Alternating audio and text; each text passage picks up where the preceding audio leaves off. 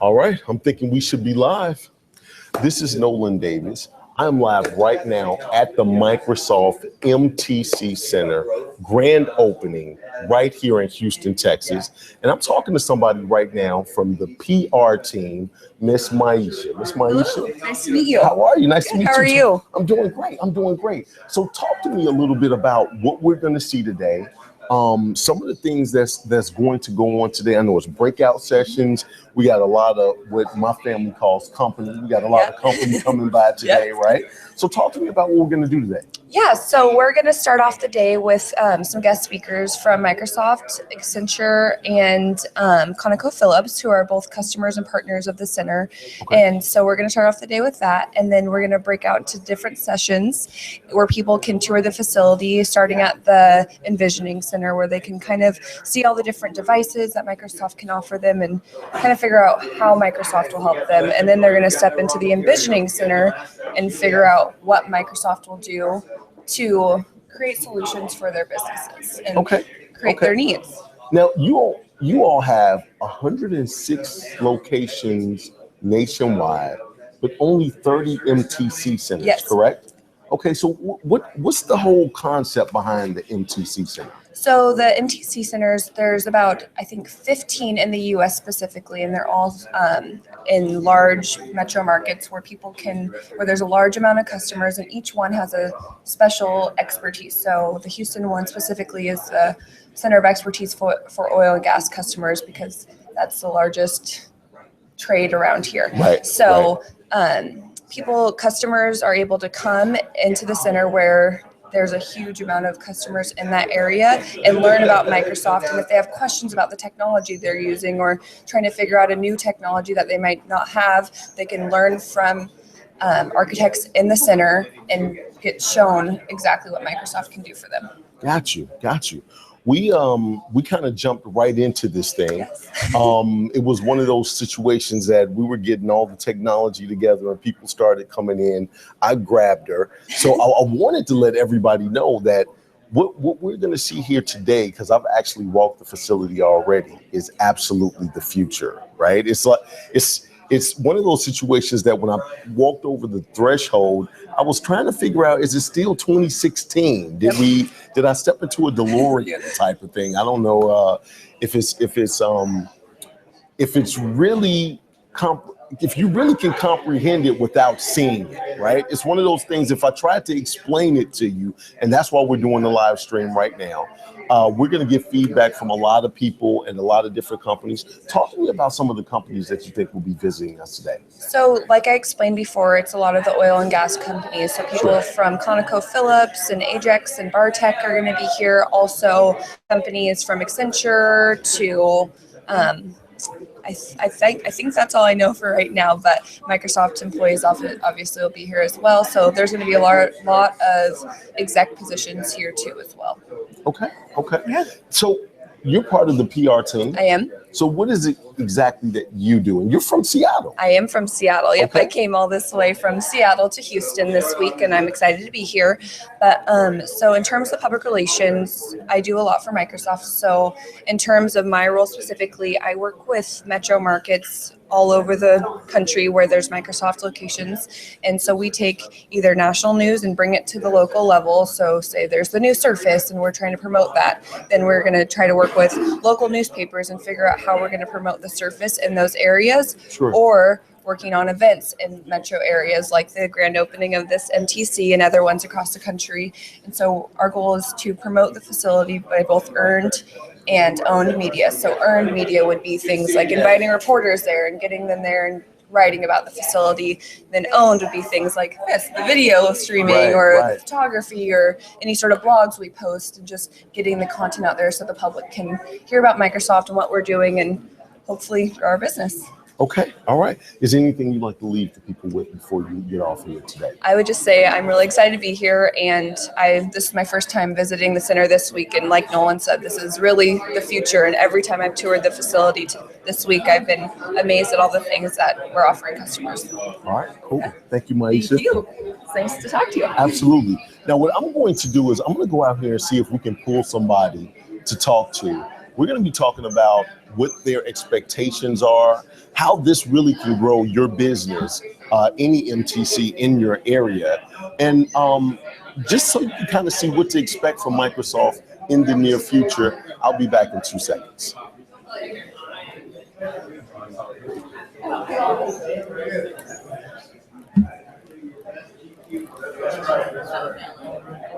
This is going to continue to flash. I was asking if there was a way that we could just keep it stationary to the Microsoft.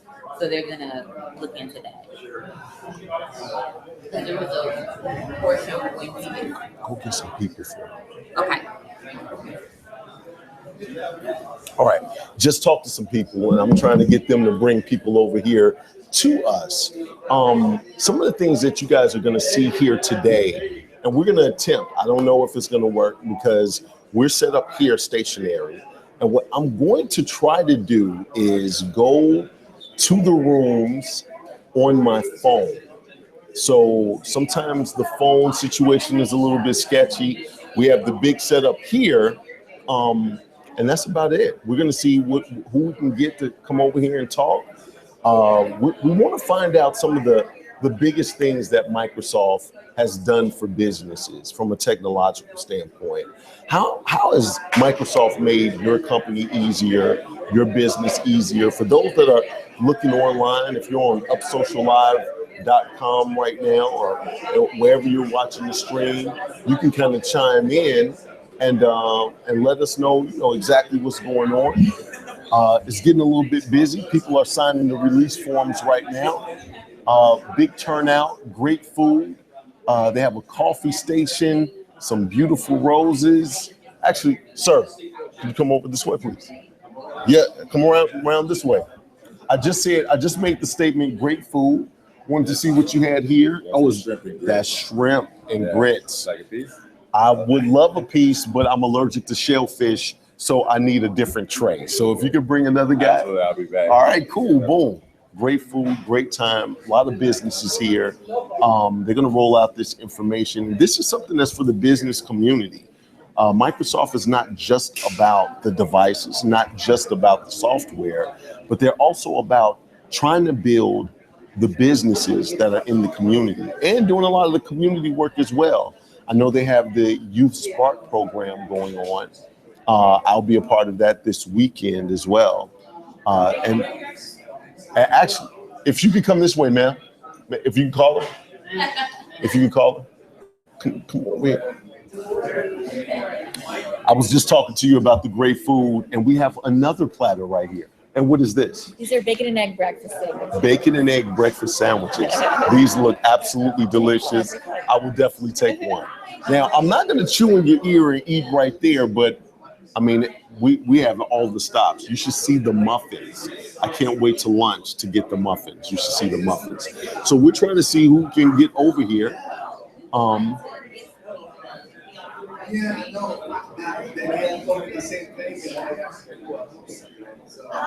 We're asking somebody right now, and they're pointing to every direction but this direction. Sometimes some people love the camera, some people are running away from the camera, and I'm okay with it either way, not a problem. So what we're gonna do, I'm gonna get somebody to interview, and we'll be back in 2 shakes. Oh, I think we may have someone.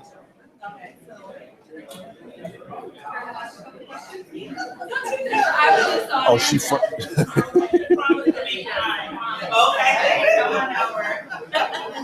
We do have somebody.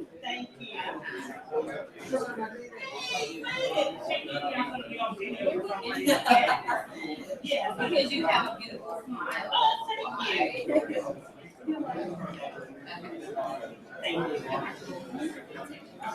Thank you. Come on over here. How are you today? Oh, I guess okay. You guess okay? She's looking at the camera like, oh my God. Let me give you the microphone. Okay. All right. And your name is? My name is Sharmitra House from MD Anderson Cancer Center. Oh, from MD Anderson. Yes. How are you, Sharmitra? I'm doing well, thank you. Okay, all right. So you came out here today. Yes. We love having you. Great food. I haven't had a chance to eat this Okay. yet. I didn't want to eat it in front. My grandmother always told me, don't eat in front of people if you don't Okay. have enough for everybody. So I don't know how many people are looking right now, so I'm just going to hold it right Okay, here. perfect. But I just wanted to show them. So what do you do at MD Anderson? I manage the SharePoint team. The SharePoint team. Yes. Got you. So how long have you been doing that? Well, I've been in that role for about 6 months, but I've been in MD Anderson for about 14 years. Okay. Did you have to get any special training? Are you certified or? Well, actually, I'm a former Lotus Notes developer. Oh, so gotcha. that whole collaboration space lended itself to SharePoint. And so the position came available and I took it. Okay. So let me ask you this. What is your favorite Microsoft capability?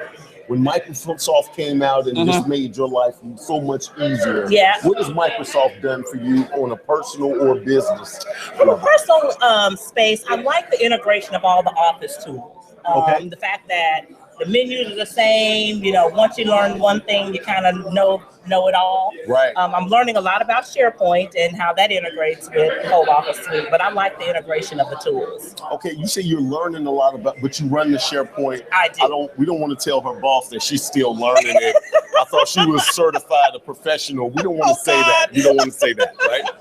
So let me ask you this: what would you be looking for from Microsoft? They just released a whole new line of products. What could they do to make your life much easier at MD Anderson? I need to understand how that fits in our current space and how that can take us to the next level. The new devices. Correct. Okay. Not only that, but in the software space, we're on SharePoint 2013. We'd like to know about SharePoint 2016, how that may help our lives and how that could improve our space. So really an explanation of how all of that could help us cure cancer. Got you. Got you. Okay. So what do you expect to see here today? I'm sorry, I'm sweating here. Oh, no, don't worry about it. Don't worry about it. What do you expect to see here today?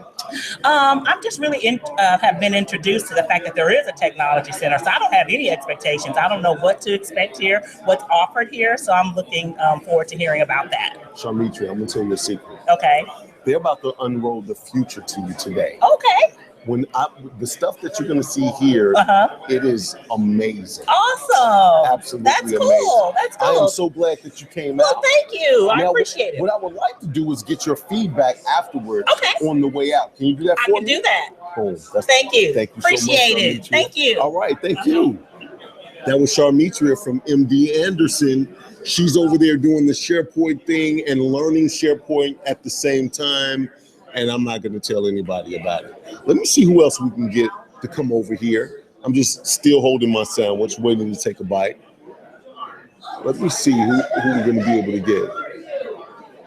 I think we have somebody over here. Come on over. If you wouldn't mind having a seat, we're doing a live stream. And your name?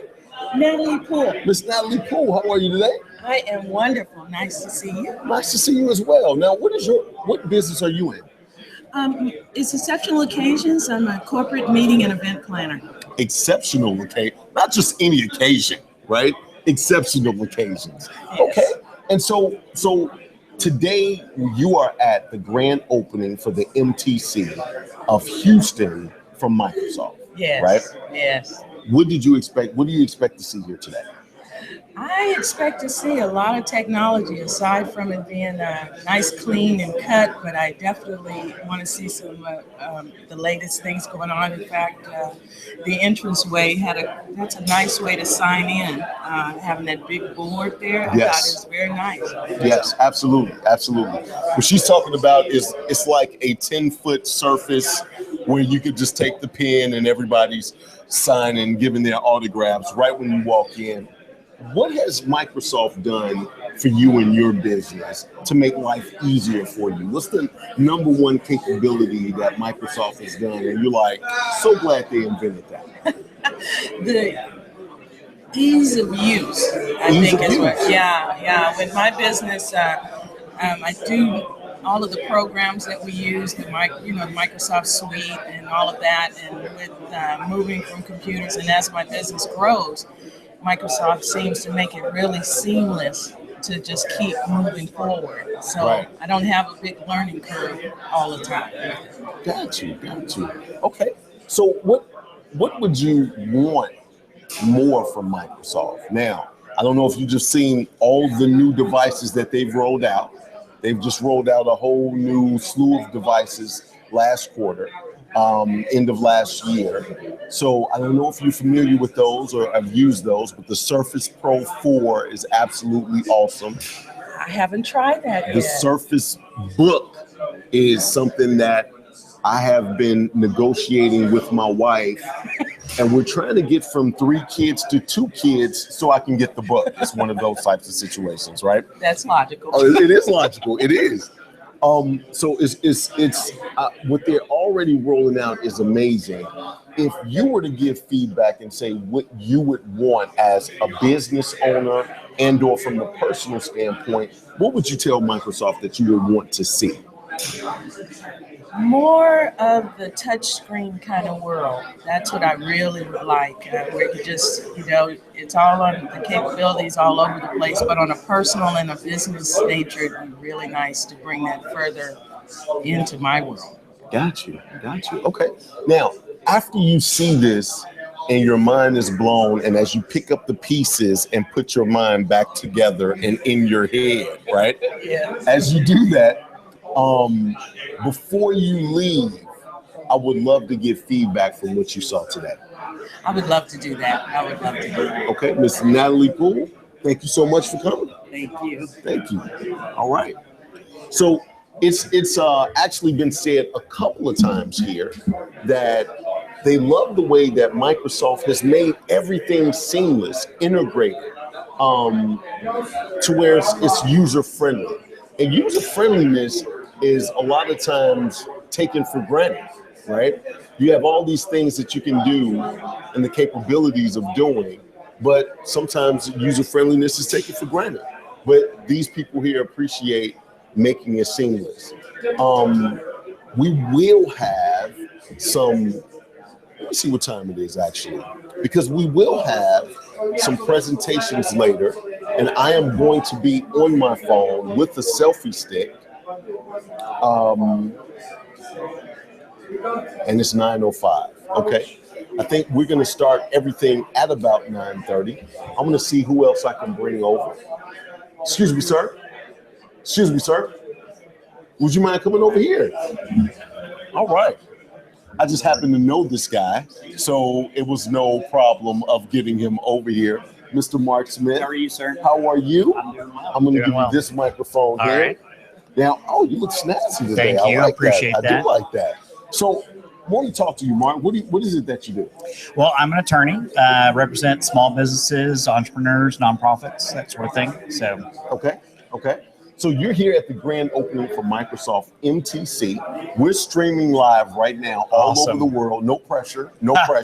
Everything is all right. Calm down. I'm glad I got my fancy coffee this morning. You do, and the fancy clothes on. I like that. So I want to talk to you a little bit about what is the number one capability that you like from Microsoft. Well, I mean, there's a number of things. I think the thing that would jump off the page as number one would just be how seamlessly all of their products work together. I want to stop you right there. This is the third person that said seamlessly work together. All right, continue, Mark. Go ahead. Well, just, of course, being an attorney, I don't use Excel that much, but I do. Sure. And just, how it interfaces with Outlook and how Outlook works with Word. And, a lot of the additions that they made for the 2013 suite. Sure. With just how easy it is to attach email. And, it's simple things like that. But I think those are the important things because those things you use most often, right? Yes.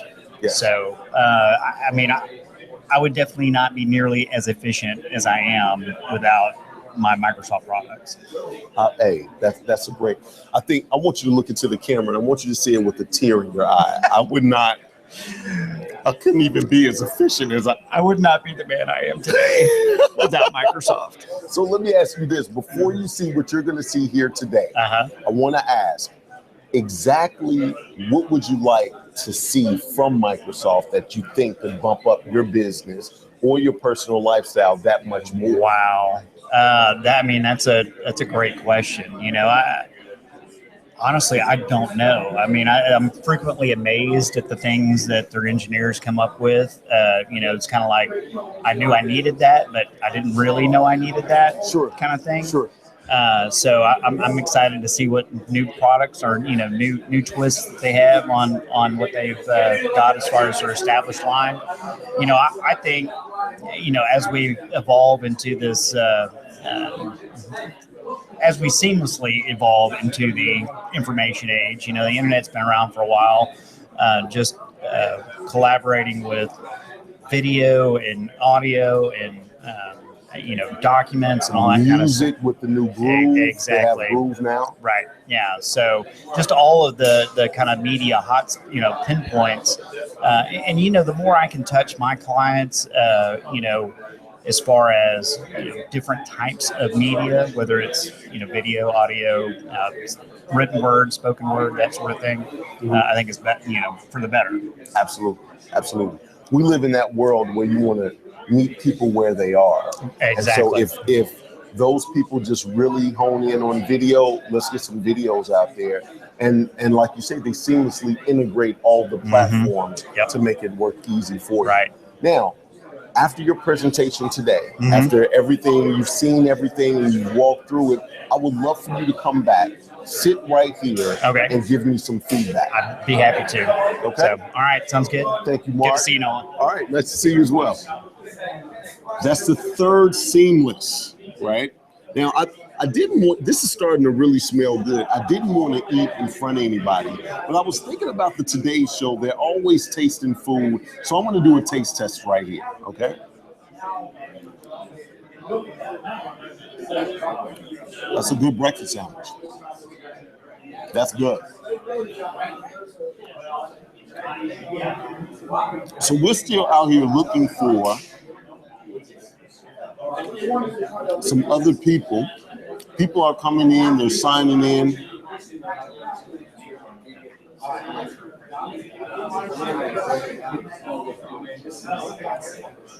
Let me see who else we can get here. Maisha, would you like to? The first person we talked to, Maisha, she's trying to get some people over here.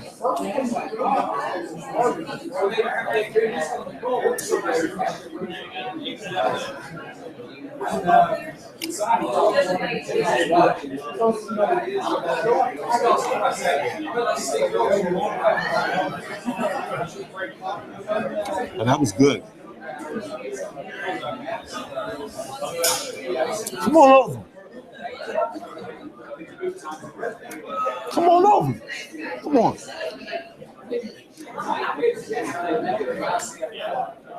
Have a seat right here, sir. How are you? Carrie, Nolen Davis. Nice to meet you. Have a seat. Let me give you the microphone. Carrie, PDS Americas. What do you do? Talk to the microphone. We're a software development shop, so we provide mostly bespoke software development. So for upstream oil and gas companies. Got you. Okay. And you are here at the grand opening. What do you expect to see today? Well, I don't know what exactly I'm going to say, but you've got a brand new facility. Our office is only 2 blocks from here. Oh, so it's convenient? Yeah, I just walked over. But we're interested in a lot of your new products, Azure, for example. And it's nice to see what kind of facilities you have. And anxious to hear the talks this morning. Okay. So I want to ask, what is your number one Microsoft capability? When Microsoft came out with it, it just made your life easier from a business or a personal standpoint? Well, I mean, we use Link a lot, right? Okay. For communication. So we have an office in Rijswijk, which is just outside The Hague in the Netherlands, and we have offices in Sofia, Bulgaria. And it's nice to be able to conference with everybody, and Link makes that very easy to share and communicate. Okay.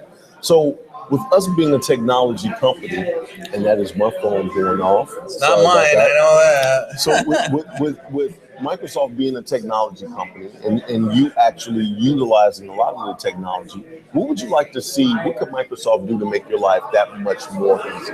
What would you like to see? And I'm telling you, I'm asking you that before you see what we're going to roll out today, because we're rolling out the future today. Yeah. Well, I don't, just off the top of my head, I'm not sure. You know, it's kind of like Steve Jobs once said, you know, don't ask users what they want, because they don't know. They don't know it till they see it. True. So I'll trust you guys to envision those things and provide them for us. But I think anything. The nice thing about all the Microsoft products and stuff is the integration, right? So yes. Everything talks to everything works together, and so seamless. This is the fourth person to talk about it being seamless. Go ahead, sir. Go ahead. No, that's you. Okay, seamless. Right. The first three people that I sat down here and talked to, they said, well, I said, what do you really like? I love that it's seamless. Yeah. And when you talk about the integration, is it all being seamless, user friendly. Absolutely. That's right. Because if you're in the oil patch, you're used to things not being seamless. Exactly. And it's painful. Right. So you all develop the software for oil companies? Right. So basically, most of our work, not all, but most of our work is the integration part, connecting things. So as you might imagine, many of the oil companies have proprietary mature research that they have. And they need to translate that into software and then integrate that with their existing commercial applications. Okay. And so that's what we do. So we're familiar with a lot of the commercial upstream applications from the big service companies, software suppliers, and so we can help them integrate that stuff. So it's perhaps not as seamless as the Microsoft product, but it's a significant improvement over what they currently have. Got you. So I love the fact that you're the first person to say seamless, and you're probably the number one guy that would appreciate everything being seamless, because that's what you do for other companies. Right. Absolutely. I love it. So after you see everything here today, would you mind coming back and giving us some feedback of what you saw today? Sure, I can. All right, cool. Thank you, Kerry. Thank you. Man, I appreciate you stopping by. Absolutely. Everybody's loving how seamless everything works together. It's very important these days, and Mark Smith said it a little bit. It's very important that when you're trying to multitask and do multiple things in this day and age, we're at a situation to where it needs to be seamless. If we can integrate everything, that would be absolutely perfect. I thought we were looking at trying to get some other people to come over here. It's getting a little crowded in here now. I'm glad I had my piece of breakfast sandwich before now, because everybody's walking around with something that they're eating, and I don't know if it's any left. And it was absolutely delicious. Let me see who else we can get.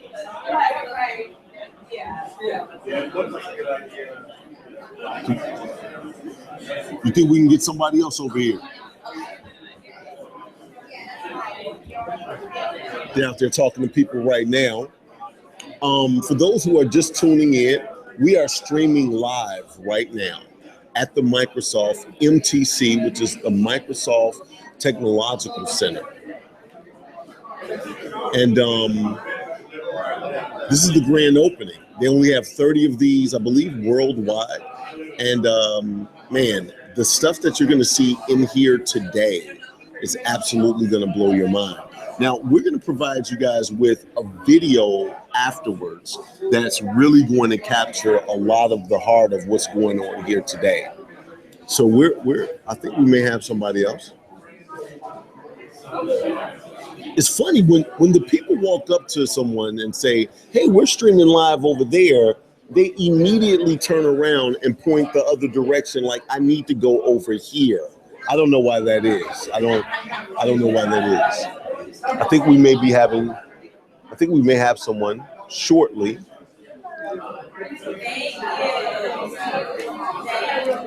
People are taking pictures over here. We're doing a lot of different things. Come on over.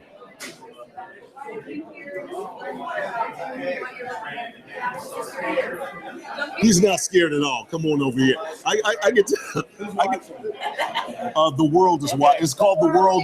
It's the World Wide Web. Let me give you this right here, sir. Okay. Oh, all right. Thanks. All right. Hey, So, what's your name, sir? My name is John Whaley. John Nolen Davis. Nice to meet you. Nice to meet you as well. All right, John. What is it that you do? I'm a business developer. So we run an incubator that we help small businesses grow and startup and growth.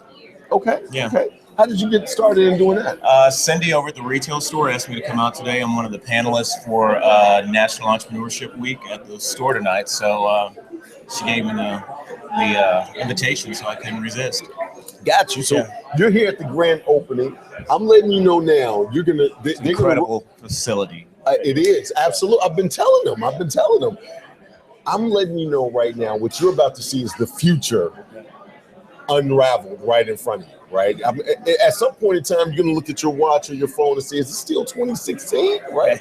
But before you see that, I want to know right now, what's the number one capability that you like from Microsoft? I would say, like, being realistic, the number one right now is the Dropbox effects with with my cloud service. Okay. So I have 365. I have just about every product we have, from project to Visio. But because I have my kids, when I upload photos to my phone, it automatically goes in. Right. Yeah, that's actually number one feature. Outside of that, I'm big on Visio. It's huge for me because we do a lot of mind mapping. We do a lot of planning. We do a lot of visual communication with other business owners. And then after that, it's kind of like, I actually do a presentation where I walk people through like the main 7 products I use. Okay. So it's kind of the whole package. Like, you can't do one without the other. Right. It's almost like a seamless. Oh, it is. Seamless. I even use it on my phone and my tablet. Yeah. You know what? And they didn't pay me to say this. Right. And I haven't had food yet. So look, 4 people before you said, "Oh, I love it because it's seamless." Yeah. And so you said the same thing, just in a different roundabout way. Yeah. So okay. So OneNote, I think I use probably more than ever. A lot of people miss that. The ability to use OneNote. On your Surface Pro? On everything. Oh my God. If you're doing research for a client and you're jumping from website to website and you have the tools built into your browser, you can simply, grab the information, come back and look at it later. So we can do research without actually trying to analyze the material at that time. Sure. We don't mix those two processes together. But no, I mean, it's one of those things I make light of. People go to certain stores that are crowded because it's difficult to use their product. Right. But the reason I can walk into the Microsoft store and like walk in and walk out is because we know how to use it. We just don't take advantage of it. Right. So, that's my spiel on it. I love it. That's why I'm here to support. I'm excited. Tonight, like I said, we're at the retail shop here in the Galleria, and we'll have some business folks come out and we'll talk about how to improve productivity for your small business. Sure. Yeah. Sure. So let me ask you this. What would you like to see from Microsoft in the future? The big thing would be PowerPoint improvements so that I can use some of my really fancy slides the same way. Now, there's been some advancements as far as having more of that Prezi effect. Yes. Where you can move. And so, like, I use whatever the latest version is because I'm in the cloud with it. But having more features in PowerPoint for me, because I do a lot of presentations. Okay. Outside of that, I mean, right now we're building a database on Access for one of the government departments because we couldn't deal with their IT department, but we needed something that could work on the desktop with the main shareholders, stakeholders. Okay. So I said, let's build a database in Access, and so I mean, we really use everything. Gotcha. on a small business level. You know, dynamics. When you get to some of the larger products, you know, corporate, that's not my space. But for that individual, that solo entrepreneur, we use everything. Got you. Now, you're about to see everything momentarily. I want to ask afterwards, I want to get feedback from some people. Will you come back and talk to me afterwards? I will indeed. Absolutely. Hey, I appreciate you, sir. Thanks for coming to talk to me. So everybody is seamless. This guy used everything, right? Just everything from access to OneNote, to the cloud service, to PowerPoint presentations, to just everything. I think we may have somebody else. Talicia, if you send that young lady over, that would be great. I think we have somebody else right here. Yes. So I'm trying to get as many people that are willing to come over here and talk. Now, and have a seat. Because it's so early in the morning, here you have that. Good morning. Good morning. Because it's so early in the morning, people are wishing they came camera ready now. They had no idea you guys were going to be here. And I am sitting here with your name? Miss Bianca Bugram from the Bugram Public Relations Group. Bugram Public Relations. How are you today? Wonderful. How are you? I'm doing great. Okay, I think we need to go. No, we don't need to go right now. They're just going to start moving that way.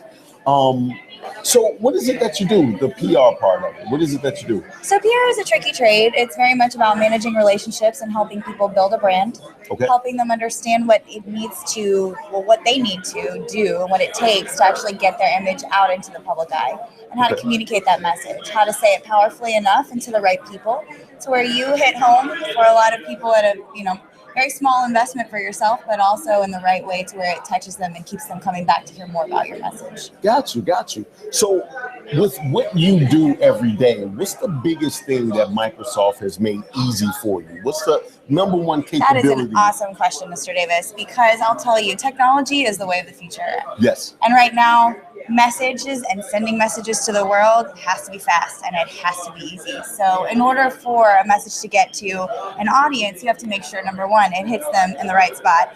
And you also have to make sure it gets there very quickly.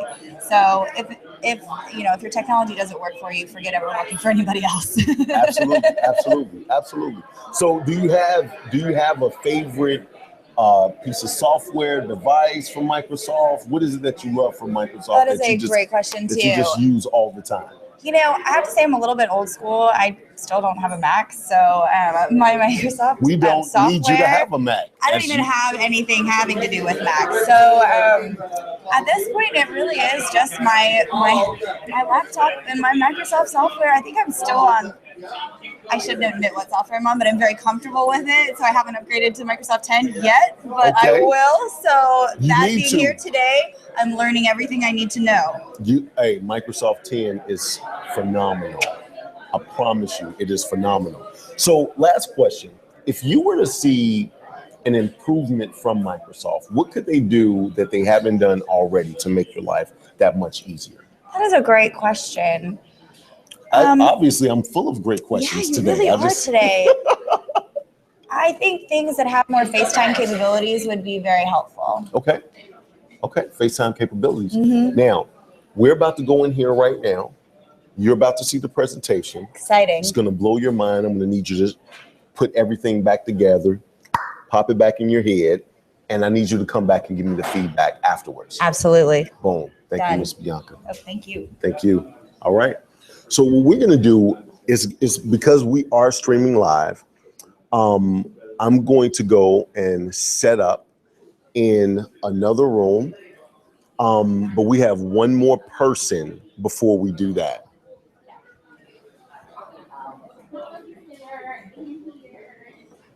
Nolen, he's harmless. I'm great. This is Nolen. He's harmless. I guess everybody else has been afraid to come over here. So they told this gentleman, Nolen, he's harmless. I don't know if my wife would say that, but anyway, here you go. And your name is? I'm Eric Frischney. Eric, pleasure to meet you, sir. Pleasure to meet you. Eric, what do you do? I work for the Texas A&M Health Science Center. I do technology development for one of the initiatives at the Health Science Center. Okay. at the Health Science Center. Yes, sir. So it's the science and the health together. It's not one or the other. Yes, bio research, medical school, that kind of stuff. Gotcha. Okay. Okay. Training up the medical leaders of tomorrow. Absolutely. So you're here at the MTC. Have you been here before? I have not. This is my first visit. Okay. I'm just letting you know the future is about to be revealed to you right now, right? And you're going to be one of the first guys to see it, touch it, and have the opportunity to use it. So before you see the future, I want to ask, what is your number one capability from Microsoft right now? I don't care if it's devices. I don't care if it's software. I don't care if it's just the pen. Like, I just love the pen. What do you love from Microsoft right now? At the moment, because of the things we've been doing at the Health Science Center, I am immensely in love with Microsoft Excel. Okay. We've written all kinds of custom code inside of Excel to streamline all of our safety and business processes. We've won a number of awards for it. So I'm in love with Microsoft Excel. Got you. Okay. So what would you like to see from Microsoft that they haven't done already? Well, I tell you, I was just around the corner talking to the gentleman about how the Surface Pro now does or has the power to support 3D modeling and 3D printing. So that already's got me pretty surprised and blown away. Right. But I mean, I don't know. I guess that satisfies my wish list because you want a tablet that can replace a laptop, and you want a laptop that's powerful enough to replace your old desktops. And it looks like we're kind of there. Sure. Okay. Now, everybody's going in right now. You're going to see a lot of different presentations. They're going to be talking to you. You're going to have to touch it, feel it, see it in action. I want that raw, authentic feedback. So I need to meet you back here after your mind is blown to bits and Only smithereens. if you promise to remain harmless. I will. I don't know, man. As the day goes on, I toughen up a little bit, right? I hear you. But I'm kind of harmless in the morning, but it still be morning. Hey, absolutely. Great to meet you, Nolen. Hey, nice to meet you. We're going to see Eric back here. We're going to go ahead and switch to my phone. Now, I'm letting you know now, what we're going to do is just the before and after. We're going to try to do the phone part of it and see if that works. So give me 2 seconds and I'll be back with you.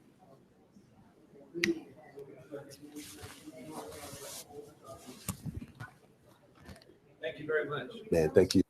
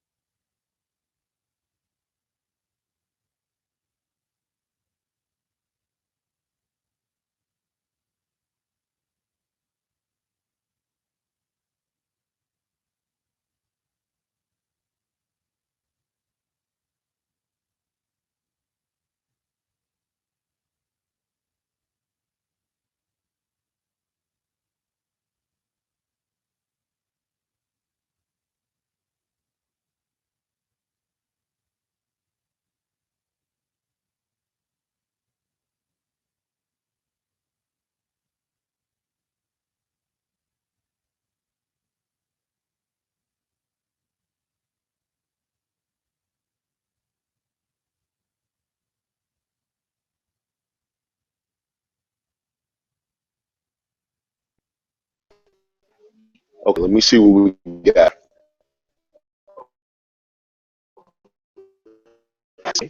So I need to turn it around.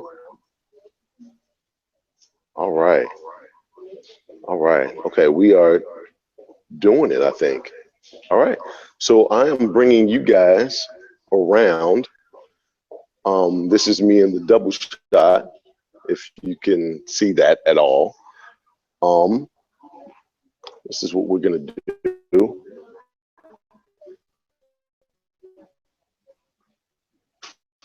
We are going to go to the part of this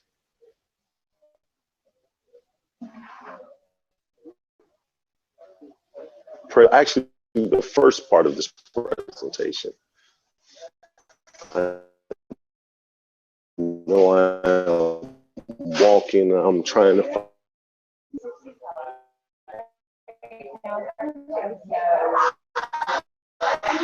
Here's the cupcakes as about, I don't know if you guys can see those cupcakes. Those are delicious. I'll be having some of those.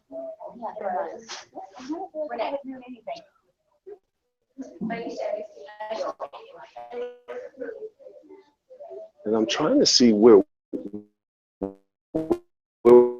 have they started yet? Where? Right down this way. Huge food. Straight ahead in that room. Okay.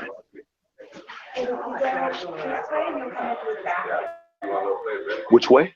You just go around that corner. There's a door, and you'll go through the back. Okay. All right. Yes. All right. So we have to go around the back. They've already started as I was getting set up. So this is a huge facility. Feel like I'm going in circles. I hope there's a piece of cheese at the end of this journey.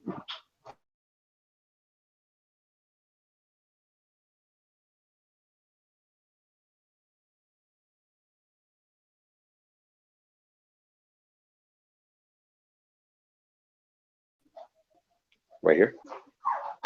Generation technology centers like last room with lots of flashing lights. It's gone in the cloud. Right? That gives us the ability to give you an unlimited scale in terms of testing out new concepts and new ideas. And that's really what our resources and our partner resources are here in the market to do. Now, I stand between you and some great guests, really in them. So I'll just wrap up with this. Thank you very much for your investment today. We want to see you here with your teams each and every day inside the Technology Center. It's not uncommon for you to see folks ranging from the federal government, the Department of Defense, Air Force, and all the branches, to large commercial customers, some of the most innovative stars in the industry will be coming through these doors on a daily basis. Take advantage of that sharing. Take advantage of those learnings. We're learning each and every day and what the cloud can do to reshape your companies, to reshape Microsoft. And this is why, again, I'll say it again, this is the intersection of business disruption, innovation, and technologies available today and coming down the road in the future. Take advantage of really, really smart people in these areas. So without further ado, I'm going to turn it back over to Craig for some introductions. But thank you very much, and look forward to meeting many of you throughout the morning. Thanks, guys. Appreciate Chris coming in from Chicago for today's session. As we all know, the oil and gas industry is a major player in the Houston market. And so one of the threads we have at our Microsoft Technology Center is to create an oil and gas center of excellence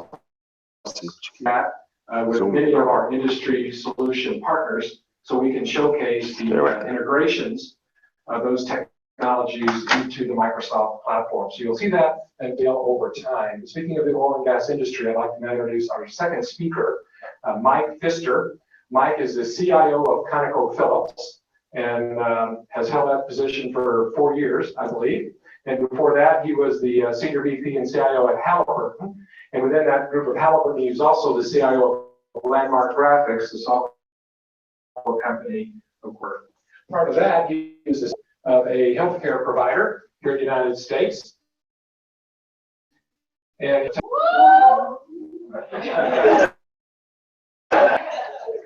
It wasn't that strong.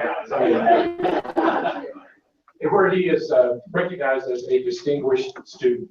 So Mike is here today to share his perspective of technology and its impact in the oil and gas industry and how the cloud and productivity can all be effective within his business. So please welcome Mike Pfister.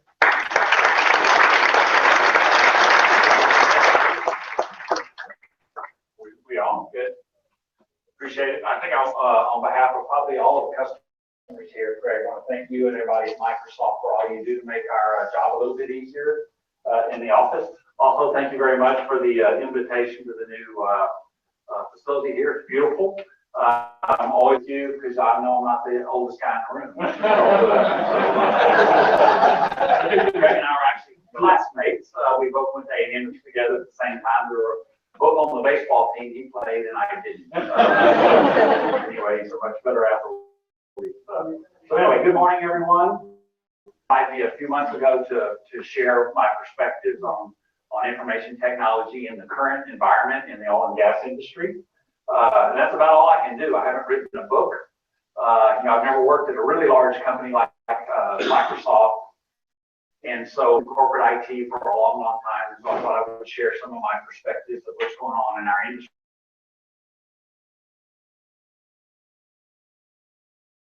right now, technology. So, you wouldn't have, it's not a meeting in Houston unless you've got some poor old guy whining about crude prices. So I do a little bit of that just up at the front ends because I know that it might help my negotiation with Microsoft. Enterprise agreement. So this is Sarah Week, and I probably don't need to educate most of the audience around the economic environment that we're going through right now, both the city as well as the industry and all the oil companies. And in fact, you're probably all fatigued from reading the articles in the Chronicle and the other publications about the challenges in our industry and crude prices and how long this is going to last and such. And of course, it's going to be much worse this week with Sarah in town and all the publications and displays that are being done. So I've been involved, as Craig mentioned, in the upstream oil and gas business for about 35 years. I started with ARCO. I had the CIO position at Halliburton. I've been at ConocoPhillips for a couple of years. But I'll tell you that none of that helped me the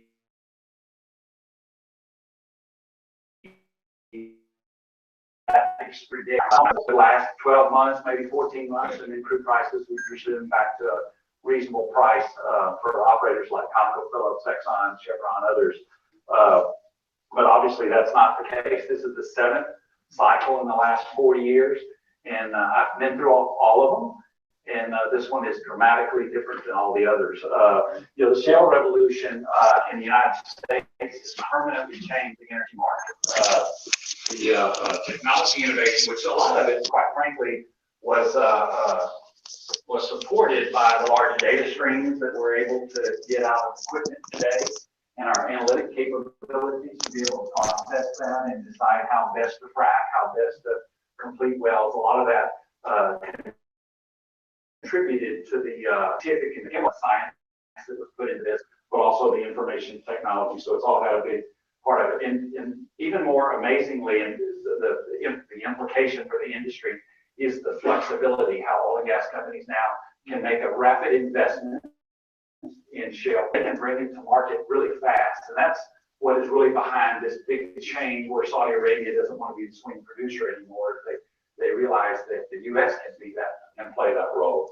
But anyway, probably enough about the oil and gas industry. But I do want to say that we're in a dramatically different environment than we've been. And so it's actually forcing our corporate IT organization to exercise different muscles than we've exercised in the past. There's a cash flow situation in our company, and I'm sure for many of you that are in our industry right now, is that cash is king. And so spending money on almost anything is going through incredibly intense scrutiny, unlike any time in the last 35 years that I've been in the industry. So I respect Microsoft. I think that they understand this phenomenon.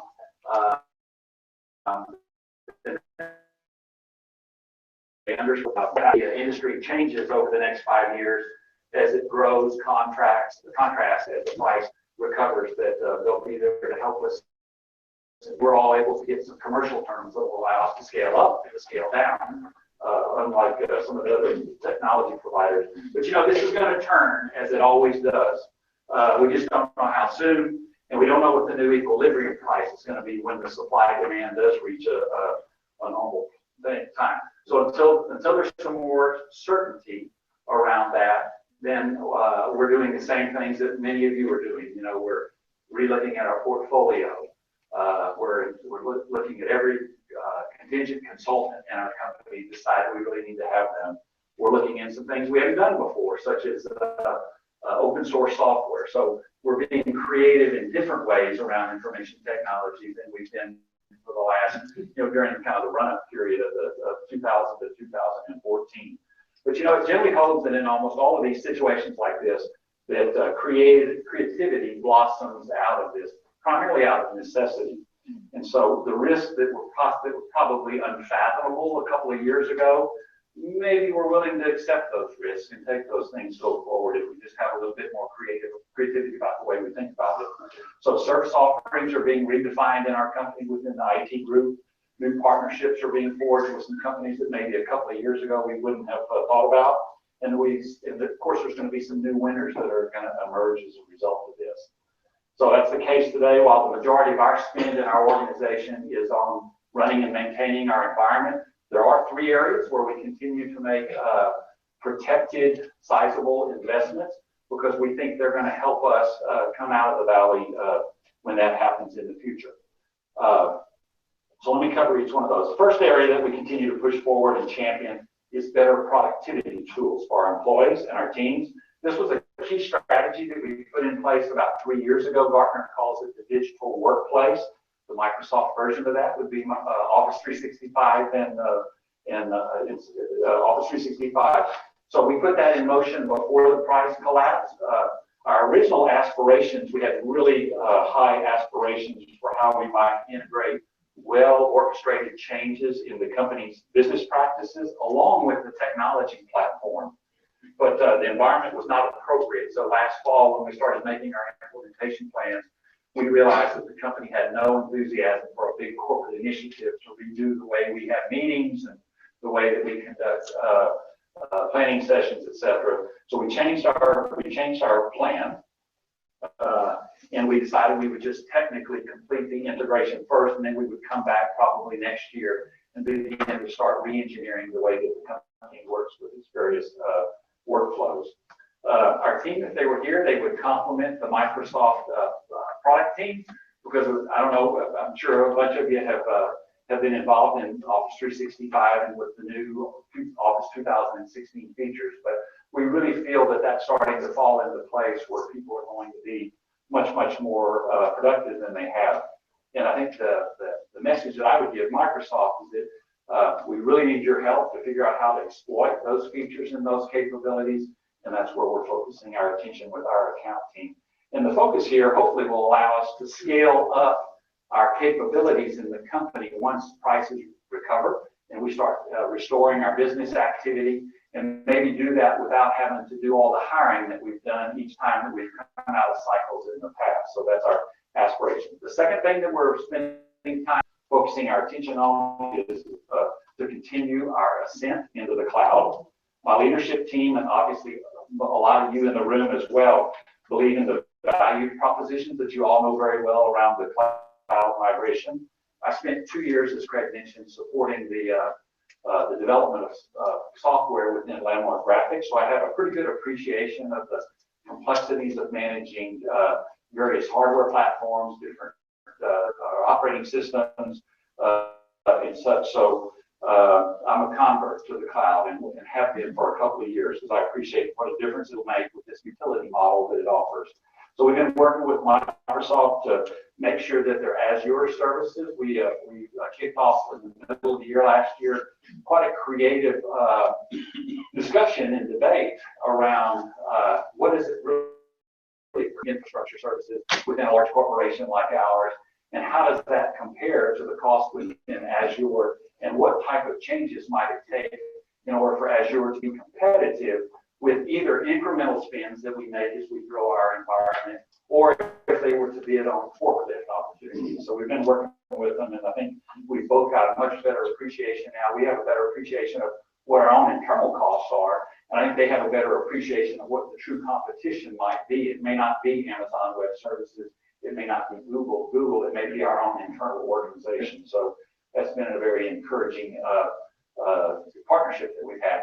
And again, that's another one of those things that I think when we come out of it, when pricing recovers, and we come out of this valley, that it'll allow us to scale up and be able to move forward much quicker.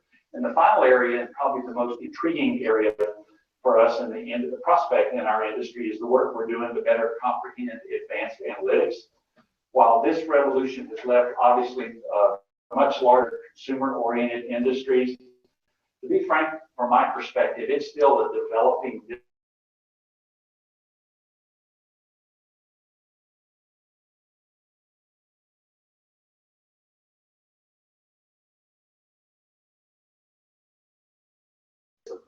We're just, and so like many others, we will transform our industry. So we're beginning on the more complex math models and the statistical models and the ecosystem that's growing up and adding service capabilities. In fact, we already have models in place that we put in place at ConocoPhillips that are helping us save money while we and it's also got some pretty impressive tools that are going to help us optimally get back in the saddle when we start drilling and doing major capital. I think most of you that have been around oil and gas understand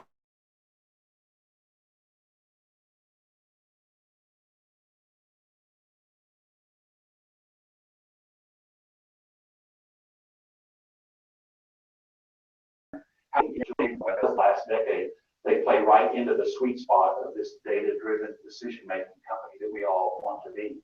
So regardless of the state of the energy industry, in my view, I think it's time to be in information technology, the disruptive combinations of platforms and hardware and solutions. They create an almost infinite number of combinations for opportunities for large corporations like us and you to work on. And so our focus during this period has been to make sure we have the people to be innovative, to create those types of combinations, because we think that the deciding factor is whether are we going to have enough talented people with the industry having gone through what it's going through right now to help us do that innovation in the future. So that's where my leadership team spends a lot of time, because we believe that the winners in our industry when we come out of this are going to be those that are prepared to set aside some of the corporate IT tasks done over the last 20, 30 years and let others like Microsoft do that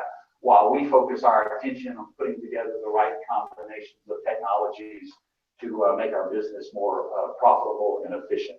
So that's the aspiration that we have right now. So with that, Craig, again for having us up here, and look forward to the next speaker. Thank you very much.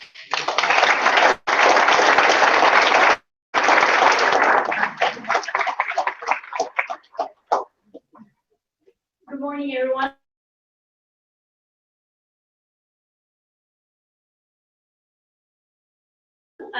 Up there. I appreciate you guys this morning and joining the celebration. Before we go further, I would like to thank Mike Pfister for the excellent presentation that he has given about the trends in the industry. He touched on cloud, analytics, modern workplace, and those are the very things that we hope to help you explore in the center. So thank you again, Mike, for sharing your perspective. Our special speaker lineup continues with a different perspective. And I would like to invite Thomas Ratliff to introduce our local government leader, who will be our next speaker, Jim Murphy. Thomas is a Microsoft lobbyist, and he represents Microsoft's point of view to the Texas legislator, and he's joining us today from Austin, Texas. Welcome. No event like this would be complete without a crusty old politician here with the giant scissors to cut the yellow ribbon. Unfortunately, we don't have one of those today. We have State Representative Jim Murphy, who represents House District 133. He's a local guy, lives very close by. Actually, Jim and I have known each other for over 25 years. in a variety of ways. We met when we were 4 years old. And he is currently chairman of the House Corrections Committee, so all of these dealing with best behavior. And he's a good friend and a great state representative, so it's my pleasure to introduce State Representative Jim Murphy.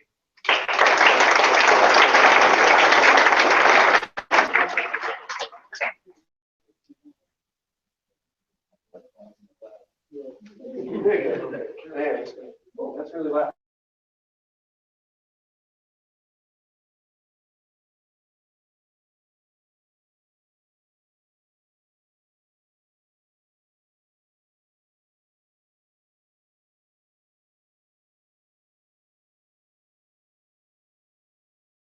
Thank your program. Just try to do so here. But yeah, well, really not a locally elected guy.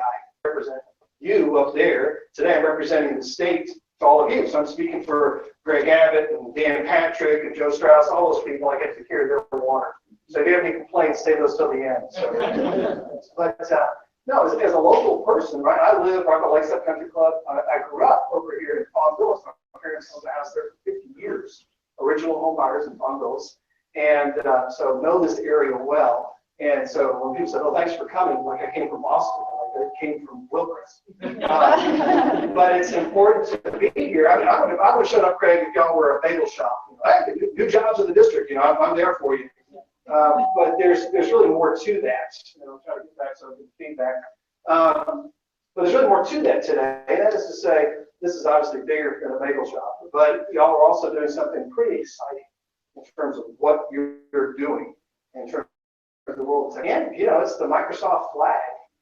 That's a worldwide brand. And there are not a whole lot of those. ConocoPhillips, I want to say, is one. Yes, they make it. But to know that a worldwide brand is calling our district home and making a significant investment and bringing in jobs and paying your taxes. Thank you very much. We need them at the state. I won't give a long talk about the state economy. I want you to know our state's doing really well. One of the reasons is we didn't spend all the money we had. That's a good concept in business, right? Don't go into a lot of debt. We don't have a lot of debt. And so we're going to have some bumpy times ahead in the economy. But the nice thing is Texas is prepared. We'll work through all that. But what I wanted to let you all know today, I really want to kind of take a view. So please understand how important people like Thomas are to the process of what we do. I want to kind of talk about that for a moment, passing laws. Last session, I didn't go to Austin to do this, but I was approached by people in the chemical world. So y'all may know Houston is really the ground zero of the petrochemical industry of the world. And this is where it's happening. And some people approached me and they said, "Jim, are you aware of drones?" I said, "Well, yeah, little things people fly around, they're pretty nifty." And I said, "Well, we don't think they're so nifty. We don't think they're so nifty if they fly our chemical plants and like they crash into the chemical plant. That would be catastrophic. Not jokingly catastrophic, truly catastrophic." And he said, "Wow, okay, what are the rules on that?" If y'all know, below 500 feet, there are no rules. None. Anybody can go anywhere, anytime. And we said, "Wow, we might want to catch up with this. Society's moved forward with technology here. We probably need to catch up with some laws." And so we established, in legal terms, an idea of aerial trespass. You can't go walking across my property without my permission. Well, we said, well, no, you can't go flying across certain types of property without my permission. And we did things like chemical plants and nuclear facilities and water plants, because whether it's accidental or deliberate, you wouldn't want those targets. And so it's just simply, the sheriff will enforce a trespass deal, and you accidentally fly your drone over there trying to get some pictures of your school. They'll let you go. But it is, let's put some laws on the books to keep up with what we're doing. Now, here's a little why we always have to come back to the next session. We meet every 2 years for 140 days. We'll have to come back next session. Tom's told you, I'm the chairman of corrections. What do you think the one thing is we left out of you shouldn't fly over? Prisons, yeah, oops. So have to come back and figure that one out. We're really thinking of chemical plants, all that stuff. It's like prisons, because they are dropping contraband in prisons here in Mexico and stuff. So you read the papers, you got to keep up with that stuff. So we're talking this morning about the cloud. So one of the other committees I serve on is Ways and Means. Now that's a really cool name. It sounds really fun. It's really the tax committee. That's really what it is. No one would serve on the tax committee, but Ways and Means sounds nifty. So I serve on that committee. And the cloud is one of the things that we really had to wrestle with. I mean, where is the data stored exactly? Is it really in the cloud? And y'all laugh, but we're just government guys. We don't know all this stuff. So, you know, and where does it reside? And are we going to tax it by how much area it takes up or the value of the real estate? Or is it terabits? Or, you know, what's the appropriate measure? And so we're having to kind of wrestle with all this stuff. My wife teaches UT Med School. Medical records and security of those, that's a big deal. It's kind of hot right now. Where does privacy end and security begin? So here's what I want to task you with. First off, work really hard, generate lots of work. But there's something else. Right now, it's election season. I hope everyone is going to be very today, but we see in Texas. So we want to do that. But the idea is just elect politicians and go back where you came from. That's like giving your 16-year-old the keys to the car. Don't you want to ask who you're going to be with? When are you coming home? What are we all doing? Absolutely. You've got to stay engaged in your government. And what I find, sadly, I'm a businessman, I'm in the real estate world, I find a lot of business people go, well, you know, gosh, I'm not counting on your largesse, Jim. I just don't want you to tax me out of business, and we're going to basically stay out of the way. Well, that's okay. I get that. But when we're making decisions about security and privacy and how things actually ought to be regulated, most reckless of the world, in the lobby world. But the best lobbyist is a constituent who shows up and says, hey, Jim, this is what I'm experiencing, and this is how you ought to be able to do it better. And so I just want to let you know, whether you're talking to your U.S. congressman, your state rep, or your state senator, your opinions and your knowledge will really make government better. So as good citizens, I charge you with that task and hope you'll keep doing it. I think you've done a pretty good job, but it's getting complicated, and we need the help. So I just thank you for letting me be part of your program today. I wish you great success, and Craig has my information, as does Thomas, and I can ever be of personal assistance to you. I'd love to do so. So thank you very much.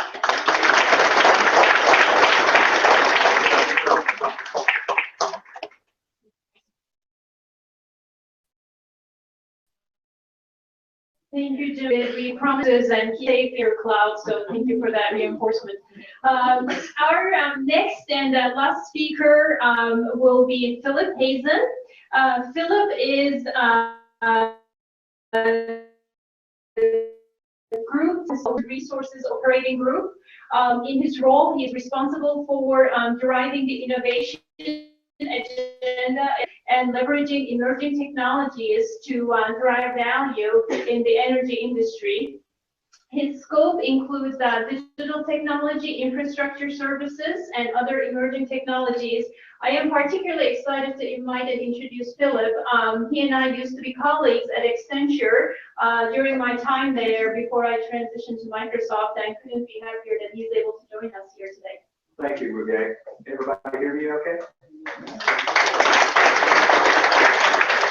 So first of all, it's an honor to help launch the Houston MTC location. Microsoft has been a tremendous partner with Accenture for 25 plus years, and that strategic partnership really culminated in the launch of a joint company between us called Avanade. And that company was launched back in the year 2000 and now has 27,000 employees across 70 locations around the world and generates $2 billion a year worth of revenue for both Microsoft and Accenture. And the key point about that is we continue to invest as a strategic relationship with Microsoft, between Accenture and Microsoft, in industry solutions leveraging Microsoft technology that ultimately are going to solve real business problems. And, you know, as part of that, you know, I'd like to highlight a couple of things that we're investing in now between Microsoft and Accenture that I think, you know, adds a lot of value to the discussion that we're having today and that you're going to see as you move around the MTC. One is, and let's just go ahead and move to the next slide. I'm going to try and catch us up on time. One is the Accenture Hybrid Cloud platform, which is really a Microsoft-based solution on Azure that allows you to really scale, in a hybrid environment, cloud technologies, which is really important because it enables so much more than just moving workloads to the cloud. It allows you to develop real IoT-based solutions that are really going to drive, more business benefit, in the operations, in the asset space, in the wells, even in downstream refineries. It allows you to spin up very quickly analytical use cases that are going to drive significant value. And having a hybrid cloud platform allows you to do that. We've also jointly invested in what we're naming Accenture Connected Products as a Service, which is really Microsoft and Accenture and Avanade assets used to develop a fully operational IoT platform, which allows you to connect to lots of different data sources and to be able to generate insight real time from those sources. And Microsoft and Accenture and Avanade continue to innovate on those use cases, and I think you're going to see some of those today as well. In addition to that, we've worked on very specific industry solutions, such as the connected well, the connected mine, the connected asset and operations, and connected worker. And I think you're going to see some of those use cases today, but we're going to continue to work with the MTC to highlight those as well. If you think about Accenture and its relationship, with Microsoft and Avanade, the MTC is really a great showcase for us to be able to really innovate with our clients. If you think about the pace of change in technology, there's never been anything like it. And for all intents and purposes, we think it's going to continue to accelerate. So really, clients who really are going to be able to take advantage of that and really accelerate value in the future, and frankly, be able to compete, are going to be clients, and companies that actually can take disruptive technology and adapt to it very quickly and create value, in their business. And that's going to be a distinctive competence that all companies need to have. Otherwise, technology is just going to move past them. So the ability to innovate is critical, and it's on the CEO agenda, I know, of many CEOs, that technology disruption and innovation is critical to the success and viability of companies in the future, and to be able to adapt to that. So the MTC, the Microsoft Technology Centers, which Accenture and Avanade have a key partnership in, is critical for us to be able to showcase both here and now what technology solutions can be delivered that are operational now, that can be leveraged by companies, but also keeping a foot in tomorrow as well, because the change from a technology perspective is coming very fast. So the ability to innovate and see the technological changes that are coming really, and adapt to those and be able to plan for those, is also critical. So I'm very happy and honored, like I said, to be here today to help launch the Microsoft Technology Center in Houston, and to keep our partnership going into the future. And the power of three that we have, the collaboration between Microsoft, Accenture, and Avanade. So with that, I'll turn it back over to Mugia, and we'll get on with the day. Thank you.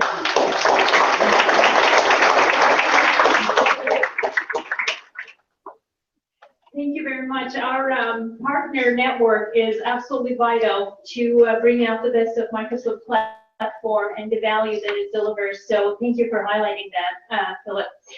So for the rest of the program, let's just talk about that a little bit. I would like to make sure you get the most out of your visit today. And as such, we will suggest that you get divided into color-coded groups, because each of our experience stations can hold about 20 people or so, and we'd like to make sure you experience a lot of the innovation that we are here to show you today. So on your name tag, if you see a red dot, you will be with our tour guide, Danya, and she will take you to your first stop, which is the Envisioning Center, which is our theater-like setting where we show the modern workplace, how people work across multiple places, devices to get work done. If your color is blue on your name badge, that will be Tony Gonzalez. Tony is back there wearing the Microsoft blue. Please join him. He will take you through the interactive center where you're going to see Surface Hub, Windows 10 devices, and our partner solutions. If your color is yellow, you are with Dale, and he will take you to Apollo, where you're going to see the digital store of the future showcased by Accenture and Avanade. And finally, if your color is green, you are with Waleed back there, and you will go through these back doors, and you are going to see a solution called Microsoft Aware, created by Microsoft Consulting Services. It's a threat analytics and detection solution leveraged by NYPD, as well as other police departments around the country to help give police officers intelligence when they are reacting to an emergency. If you do not have a color code, perhaps you weren't somehow on the registration list, please join the blue group if you can with Tony or any other group. It's your choice. And you can certainly walk around on your own as well. We won't make you join a group. But we hope that you do, because that will be a guided tour for you to get a glimpse of what we can do for you here. Enjoy the coffee, enjoy the breakfast items. On your way out, we have a little giveaway for you. We'll validate your parking. If you want to say a few words around being here, what you liked, what you would like, we've got a little interview video station for you as well, so you can be on camera if you choose to do so. With that, thank you, and enjoy the rest of the tour. We're all around to make your visit successful, so feel free to grab any one of us. Thank you. All right, that's what we have right now. Now, what we're about to do is actually go in and break up into groups. And so what I'm going to do, I'm hosting everything right now, but what we're going to do is we're going to break up into groups. And I'm gonna show you each group, each room, giving you a preview of what's going on. And so we're the first ones out. So we're gonna see where we're gonna go right now.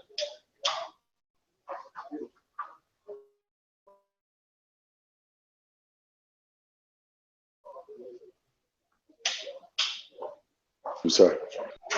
Over. Everything's coming out okay? Okay. I got some people over at the station.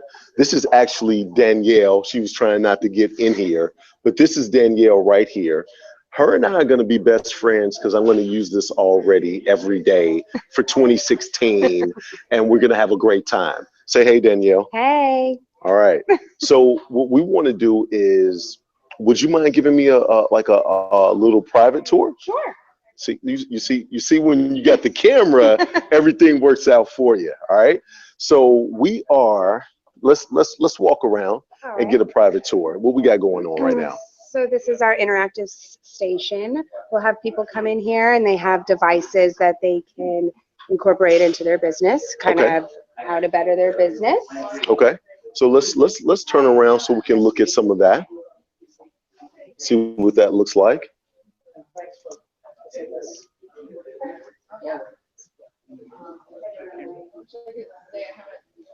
Not yet.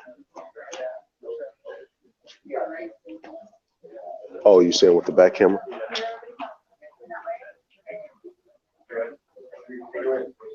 Nah, I don't think I'm not at it. Okay, so we have this facility. People are starting to break up into groups, and they're coming in here right now. So, and this is called the Interactive Center. The Interactive Center. Okay. Oh, I didn't show the big screen TVs. Let me show the big screen TVs really fast. Boom. All right. We're just going to do a walkthrough. We're going to come in and start after you.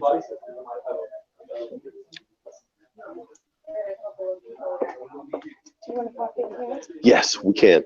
Now, this is my favorite part. This is the envisioning center. Just going to show this a little bit.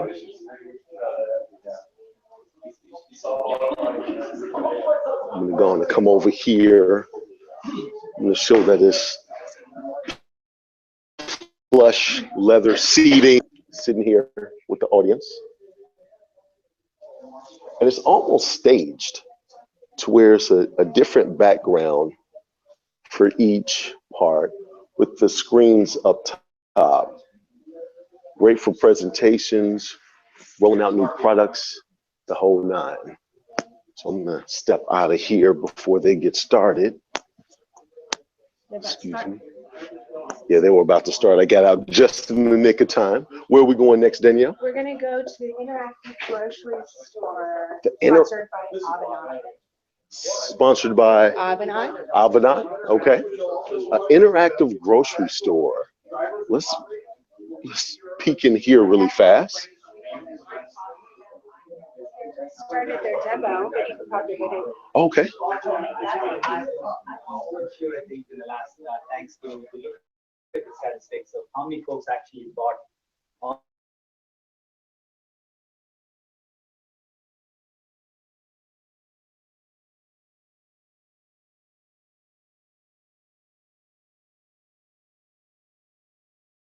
Exactly. I think I was looking at the stats where Amazon was the only one where basically the sales went up. I think in stores, basically the sales, and if you take a step that basically when they're actually buying.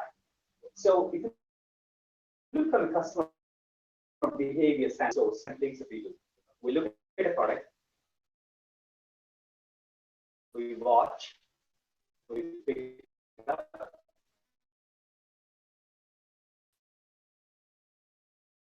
we try to change.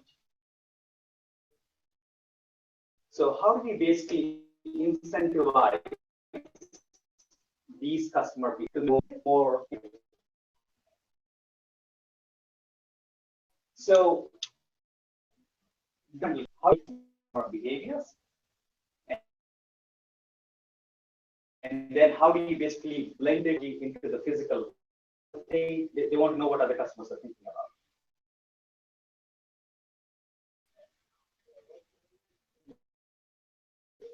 The concept is standpoint. What we've done is, let me point at this. We go to the store. This is showing us. It's also saying that you might want to try this product. So this is basically how do you basically provide the sort of engaging experiences back to the customer. And from a technology aspect, what we basically the Microsoft Xbox Connect.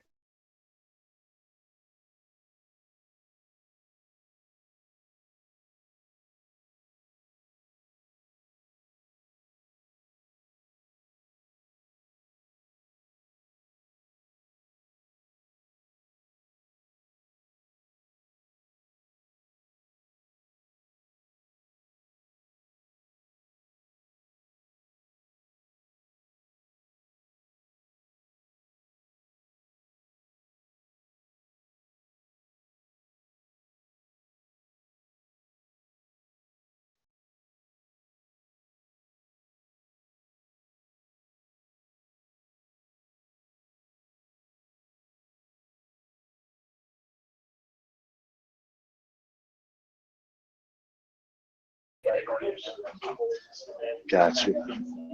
One part.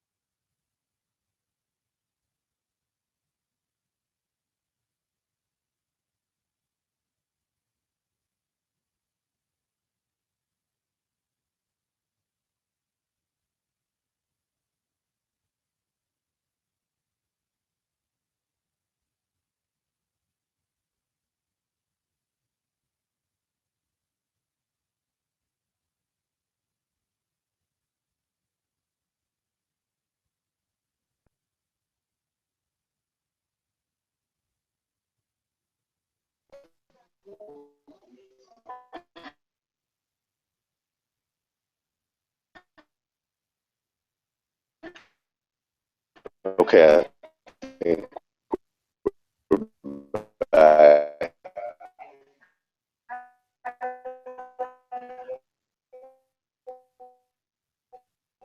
We should be back soon.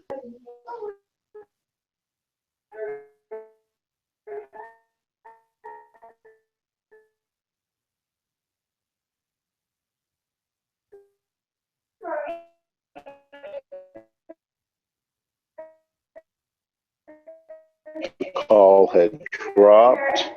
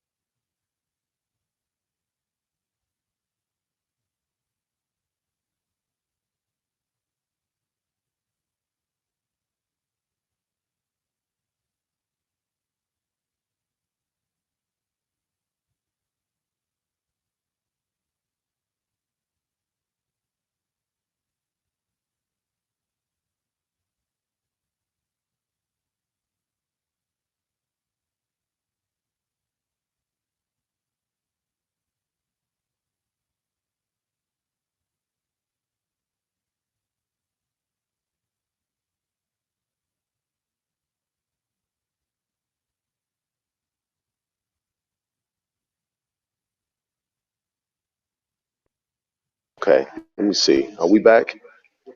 I had to change the connection. Right, it is. Okay, so we should be good. All right, so we're back out at it. Sorry about the technical difficulties. I actually had to change the Wi-Fi settings to get a better Wi-Fi. I was actually connected to the wrong one. Everybody's in their demos right now, pretty much. Let me peek my head into the Envisioning Center.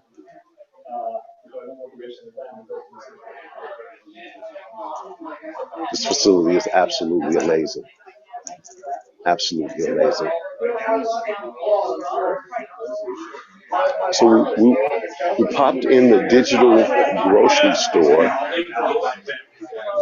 We actually have a Surface Pro bar and some devices right here as well.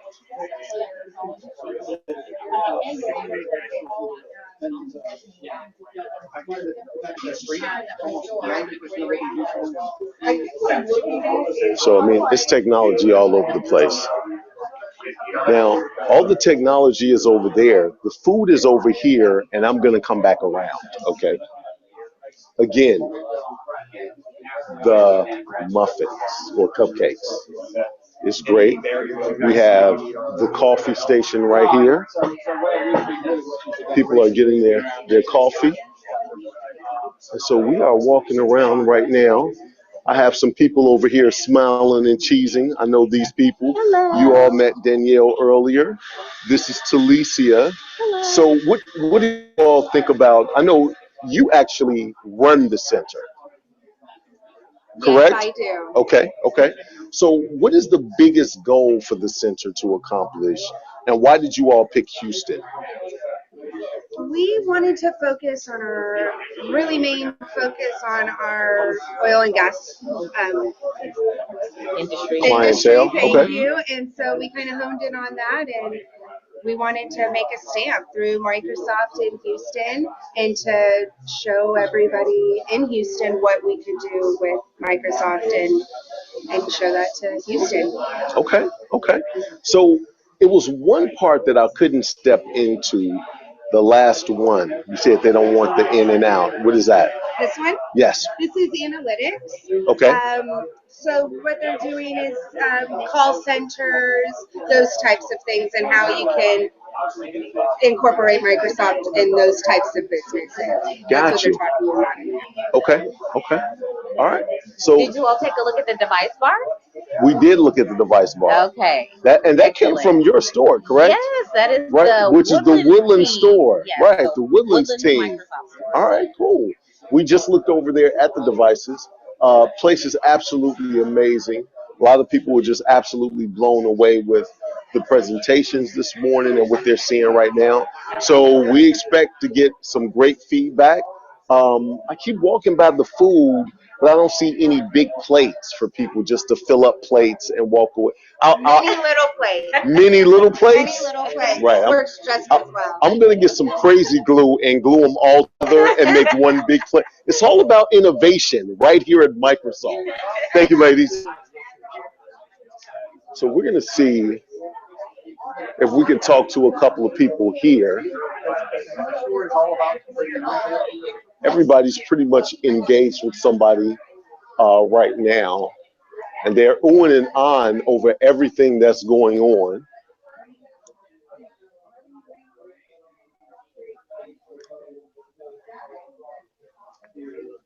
Let's get some of this presentation.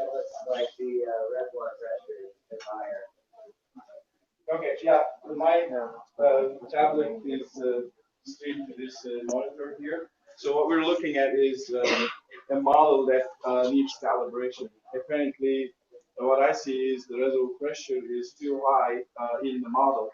And one of the features here is, in our system analysis, we can choose reservoir pressure as a parameter to calibrate. And if I say, okay, calculate this new reservoir pressure, it goes to the cloud, runs the calculation engine, and here comes the new suggested value for the reservoir pressure over here.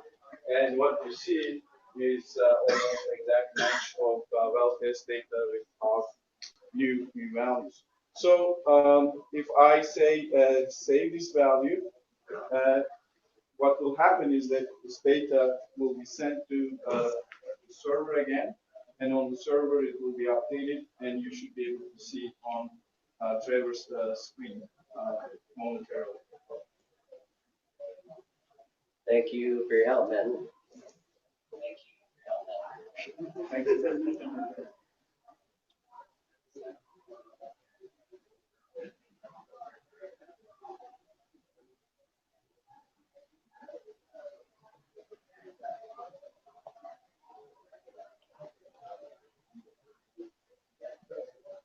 I see you pressing the X.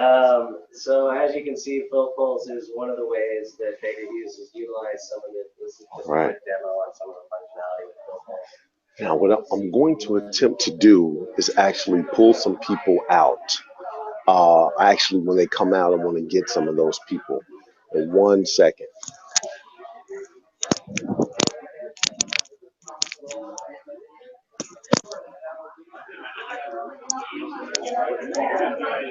I'm waiting for the session to break out so I can get some of the initial reactions of what we have going on right here.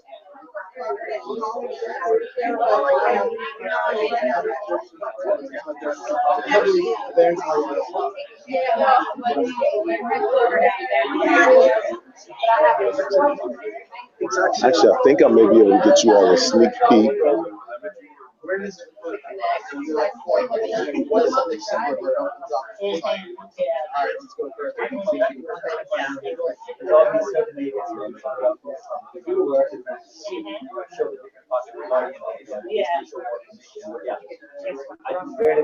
I did. Raise your arm over. Diagnostic. Awesome. Great. Thank you. Good to meet you. Hey, how's it going, sir? Good. Nolen. What's your name? Nareen? Yeah. Noreen, I'm Nolen Davis. We're doing a live stream right now. Okay. And I see you guys broke out. Can you let my viewers know what you got going on here? It's a digital grocery store, correct? Yeah, this is a digital augmented store. Okay, here, show me a couple of the things that you got going on. Absolutely. So what we're basically doing is how do you basically interpret the different customer behaviors?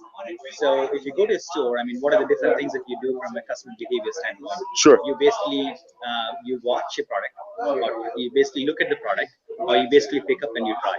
So how do you basically interpret this customer behaviors to basically incentivize the customers with different buying patterns?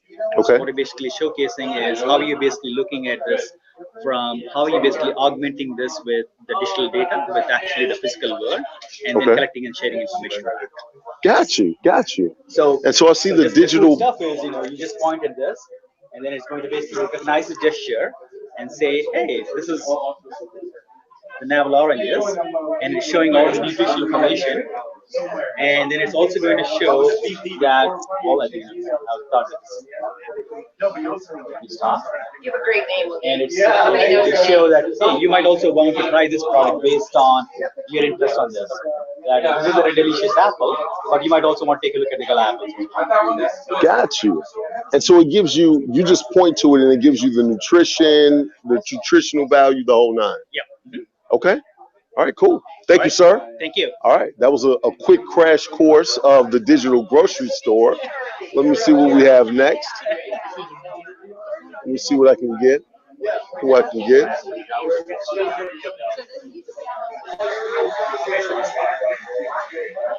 All right, everybody's switching right now. Hey. Excuse me, man. Which one did you just come out of? I did not. I'm looking for my customer right now, and I think he's going in the Voyager room, so I haven't found him yet. So you brought your customer here? Well, I'm meeting my customer. I just flew in from Little Rock this morning. So, did you now? Yeah. Okay. All right. So I'm hoping. I know he's here. They've told me that he's here, unless he left early. So I'm trying to find him right now. His mind might be blown somewhere, and we're just trying to recover him. What's his name? Huddled up in fetal position. Absolutely. That's what I was thinking. It's Mike Orr. Mike Orr. We're going to start looking for Mike Orr. What's your name? Missy Rolling. Hey, Missy. Nice to meet you. I'm Nolen Davis. Noah? Nolen. Nolen. Yes. Pleasure's all mine. All right, so we're looking for Mike Orr. We're trying to get some feedback.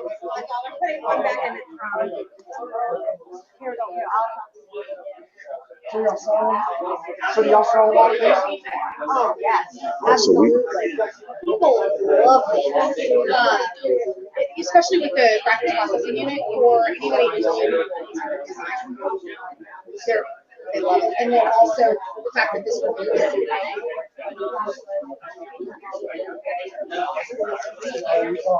just wanted to show you a little bit of shopping going on, getting some information on the devices that Microsoft has currently released. Let me see what else we can get. All right, well, I'm going to go ahead and get packed up and have a good evening. Bye.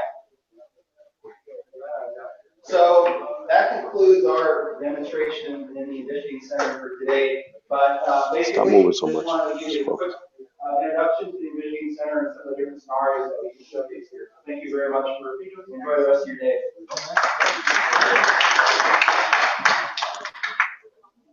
How are you, sir? Good. I'm Nolen Davis. I'm Nolen Davis. Good to meet you, Nolen. Nice to meet you. And your name? Sean Galler. Sean Galler. We're doing a live stream for Microsoft right now. Wanted to see if you can give me a quick run through of what you guys talked about in here. Sure. So basically, this is our Envisioning Center, and the scenario we went through was basically for a field service scenario where we have a well, basically where we're taking sensor data from the pumps, and we're also leveraging predictive analytics. So with predictive analytics, we're able to see that the sensors are showing that the pump may possibly fail in the next 12 hours. So we have some time to get someone out here to fix this pump before it fails. But the issue that we run into is that the person that we have available is a junior engineer, so they don't have a lot of experience.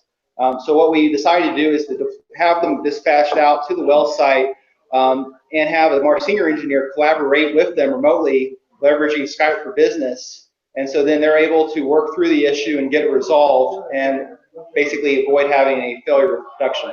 Got you. Got you. And you're doing all of this in the Envisioning Center, so you have different things coming up on some of the monitors, or?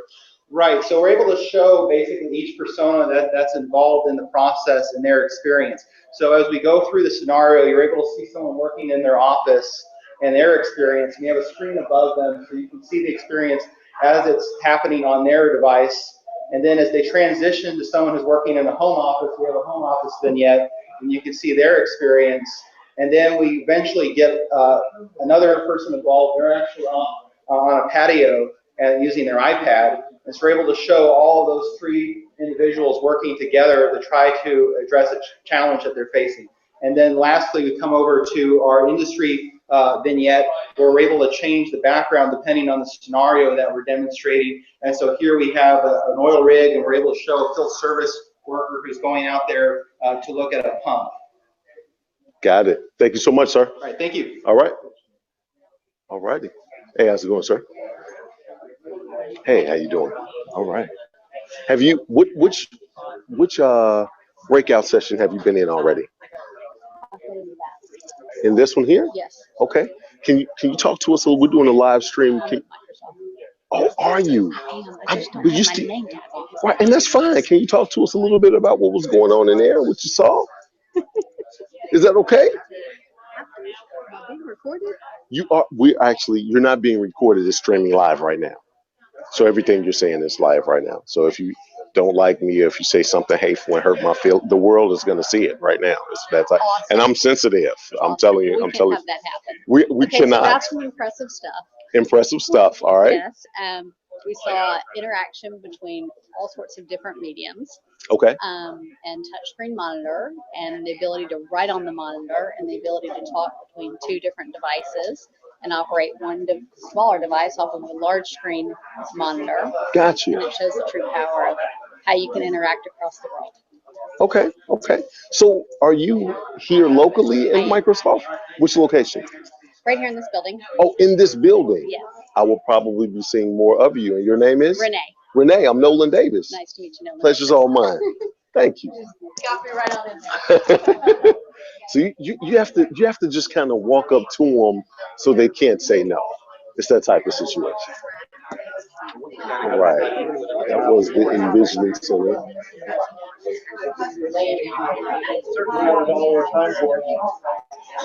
Back with Mark Smith, and he's actually talking to my other guy. I don't even know that they know that they're both good friends of mine, with Frank from the Microsoft store. And what are you guys over here talking about? We're talking Drive and how just kind of workarounds with. So, for example, I'm an attorney. I mentioned that earlier. Sure. And just the number of individual files that I have with, correspondence, forms, whatnot. I've reached that 22,000 limit pretty quickly, and he's trying to help me with some various options to where I can work around it. Well, this is the man to do it now. That's what I've heard. Now, I'm going to say this right now, live on this stream, before I turn the camera over. I actually want to thank Frank. Frank is the guy that got me in Microsoft. Like, I met Frank a long time ago at the House of Blues, at the Foundation Room, when Microsoft was rolling out Yammer. And I stood up and I spoke, and Frank came over, and we've been good friends ever since. And Frank, I just want to thank you, man. Thank you. I appreciate your support, Nolen. Hey, man. You make me look good. Do I now? I thought you were doing that on your own. So you got some of the devices over here. If you wouldn't mind breaking up with Mark Smith just to talk to me about what you have going on right here. Absolutely. Thank you, Mark. I'll talk to you again soon. Well, in our family lineup right here, we kind of go from a first step process, which is our Surface 3. Surface 3 is a tablet-ready device that operates in a full program platform. All your office suites are present, highly mobile, very efficient, longer battery life. And as we move across the family, we have our new Fitness Band, our Microsoft Fitness Band. Gives you the opportunity to integrate your environment, personal and business, within something that's structured on your wrist. So not only the efficiencies, but with 11 built-in sensors, it gives you the opportunity to draw more out of it. As we move across the family, we offer our new 950 Nokia phones. The Nokia Lumina phone systems are allowing us the opportunity to support Continuum. Continuum is an office-built platform that allows you to go through and dock your phone and becomes a PC or tablet to push up and run your office suites in. Now we step into our new flagship piece. This is our new Surface Pro 4. Surface Pro 4 is our family of Surface products. Through its evolution, has come to this point. It's a 6th generation Intel processor lineup with much more wrapped up into a small package. This is the tablet that can replace your PC. And now we have the PC that can replace everything. This is our new Surface Book. Surface Book comes in a lot of unique configurations, but can actually be removed in a 2-in-1. And in doing so, can be customized with a terabyte of hard drive storage, as well as the 6th-gen processor. 4 million pixels on the screen gives you the highest resolution for things like CAM. It's a great device to utilize. And that's the one that I want. That's the one you need. That's the one I'm looking for right there. Well, let me know when your birthday is this year. I got to get to work. It's March 24th. Oh, man. You don't have a lot of time left. No, I got to start saving. No, thank you so much. Hey, man, thank you. Tell everybody what you do for Microsoft. I'm a business sales specialist. I help coordinate both small, medium business purchases through the Microsoft retail channel to make sure that we facilitate the training, all the onboarding stuff that allows the devices to reach the potential for our end users. And we do 99% of that for free. So we're looking for ways to be transparent and support Microsoft in your environment. And the reason I wanted to ask you, and I knew what you did, is that you actually help businesses like you were helping Mark right here kind of grow their business. He's never heard about a hybrid system where he can host a server, still use all the cloud support that he has on his Office 365, but in more critical cases or things where he has a file batching that maybe he doesn't need to do anything more than archive. Sure. Then why pay for services that are annual and host this internally? So I was just trying to find him a way to maybe maximize his earnings and his return on his IT investment. Got it. So what is your goals on how to use this to help people grow people's business? Well, where we're at in here, this is the support of the MTC. The MTC is a learning place for us to coordinate. It's going to bring together all the Microsoft retail, business, EDU, end users and their end user goals, which for me, it isn't always about the sale. I actually support more along the lines of the school because my children are a part of it. Sure. That would be a passion for me. But I do think that the .orgs and the nonprofits would benefit from the MTC because we host our events here to allow them the opportunity to. All right. I'm going to see if we're having, sounds like we may be having a couple of technical difficulties. Let me see what we got going on. I want to make sure everything is what it needs to be. And I may be able to catch a couple of people before they leave. Let's see how that works out.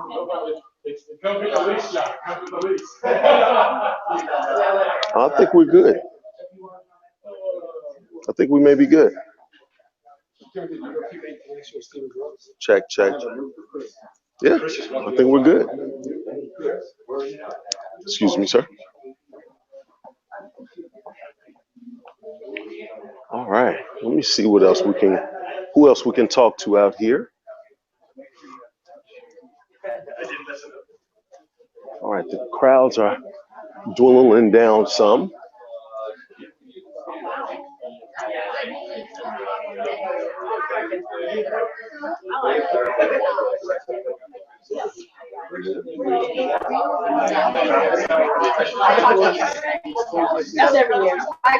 Hey, how many more is it? Has it just been two? Is this the second one? I haven't seen anybody rotate. Yeah, it's about 11:45 or 10:45, so they should have rotated. Yeah, I've seen them rotate. Yeah, okay. Yeah, I did So, see them rotate. in terms of timing, but because we're behind, there's either one or two. So, Okay. yeah. Okay. All right. So yeah. Okay. All right. So we may have one or two left. I really want to get in where they're doing the analytics. Where they're doing the analytics, I'm curious to see why we can't sneak our heads in. So the colors are about the different conversations. We do have a musician here as well. We come back here with the musician.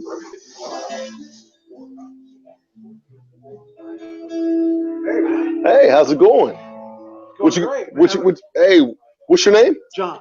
John, Nolen Davis. Nice to meet you. All right. What you gonna play for us, John? Well, let's see.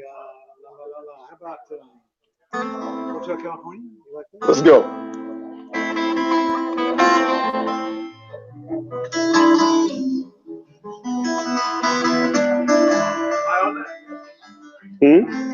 Yep, absolutely. You're at the bottom.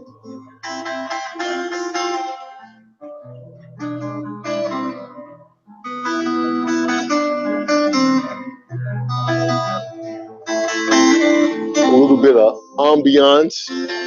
of ambiance by John. Thank you, sir. Uptown California. Oh, come on now. This is where all the good food is coming out of. I just spoke to some of the people out there, and they said everything that was left over, just pack it up in my car. Who do I give my keys to? I'll take your keys. Oh, okay. Let me try to get some of the food. I'm walking around with you guys, not able to eat anything.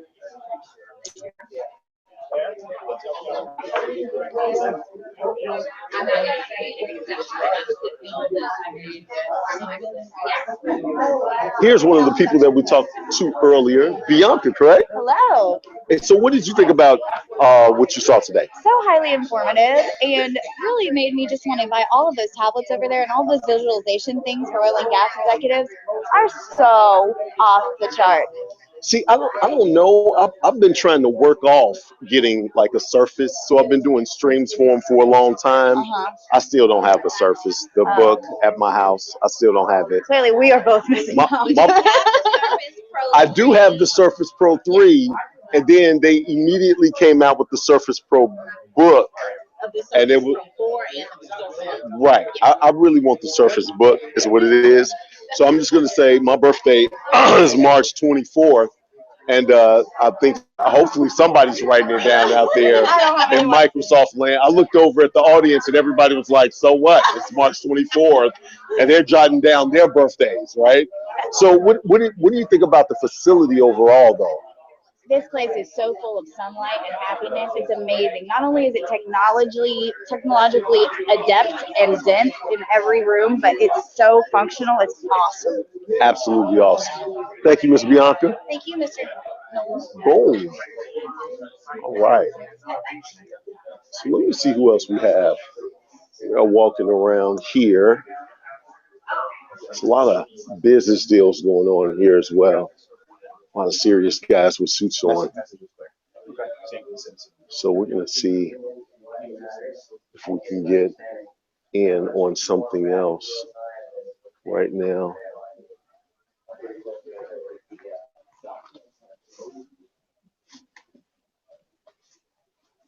Well modeling is very important. Typically, it's very difficult to maintain thousands of well models across an organization. It's not impossible. Baker Hughes utilizes Azure Compute to automatically calculate your well models and display them in this highly graphic and interactive format so that you can better maintain and calibrate your well models to actual production. So I'm not going to go into details on mineral analysis and well modeling, but basically blue curve is your inflow curve, red flow is your outflow curve, and the green dots are your actual production for the data points. You can scale them over the history. And so in this case, it looks like the outflow is matching up pretty well with actual production data, but my inflow curve is off. So I'm going to need to calibrate this well model. And to do that, I'm going to call one of my subject matter experts that's familiar with this well. Skype is fully integrated to conversation. It can be set up to call a support center, a specific field engineer, or whomever is in charge of the well.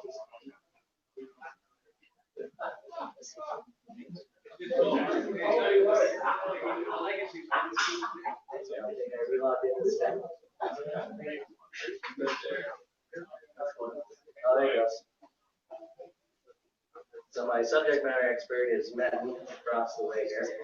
Yeah, my screen is displayed on this monitor here. Hi, Ben. Hey, Trevor, how can I help you? Can you take a look at well 271 for me? Sure. Let me just look at the wells that is, model calibration problems. That looks like this one here. It's having problems with inflow modeling. One of the features that we can do is that we can do an automated calibration of the system, and these calculations take place on the Azure cloud right now. So if I, for example, here hit the calculate button, the information is sent back to the server. The server made the calculations and then recalibrated my reservoir deliverability capacity. So that is resolved right now. Perfect, thank you. And this updates in real time across your organization. It will go through to everyone's machine across your organization because it's on the cloud. So this is just a really quick example of some of the ways that some of the things we've integrated in Philpulse and the way we utilize the partnership with Microsoft and Infusion to come up with a better solution to our customers' needs. Going forward, we're looking at some of the other key technologies that they have in contains, such as Azure ML to look at equipment performance and failure, and some of these complex vendor-user relationships in the oil field. And moving forward, we'll continue to collaborate and utilize our customers and partners to create the optimal solution with Baker Hughes. Thank you.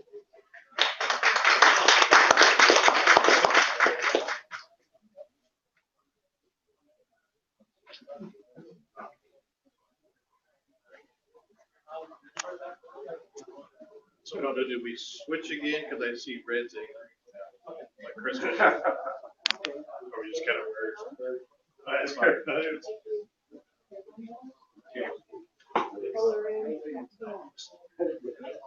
see that. Thank you. Thank you. Thank you. Awesome. So the green team is next, correct? We're gonna go to the. I know. Let's go. I'm the time police. Green team.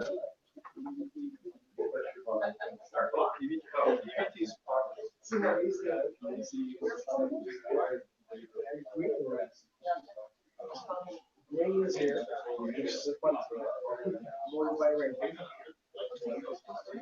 Yeah, green.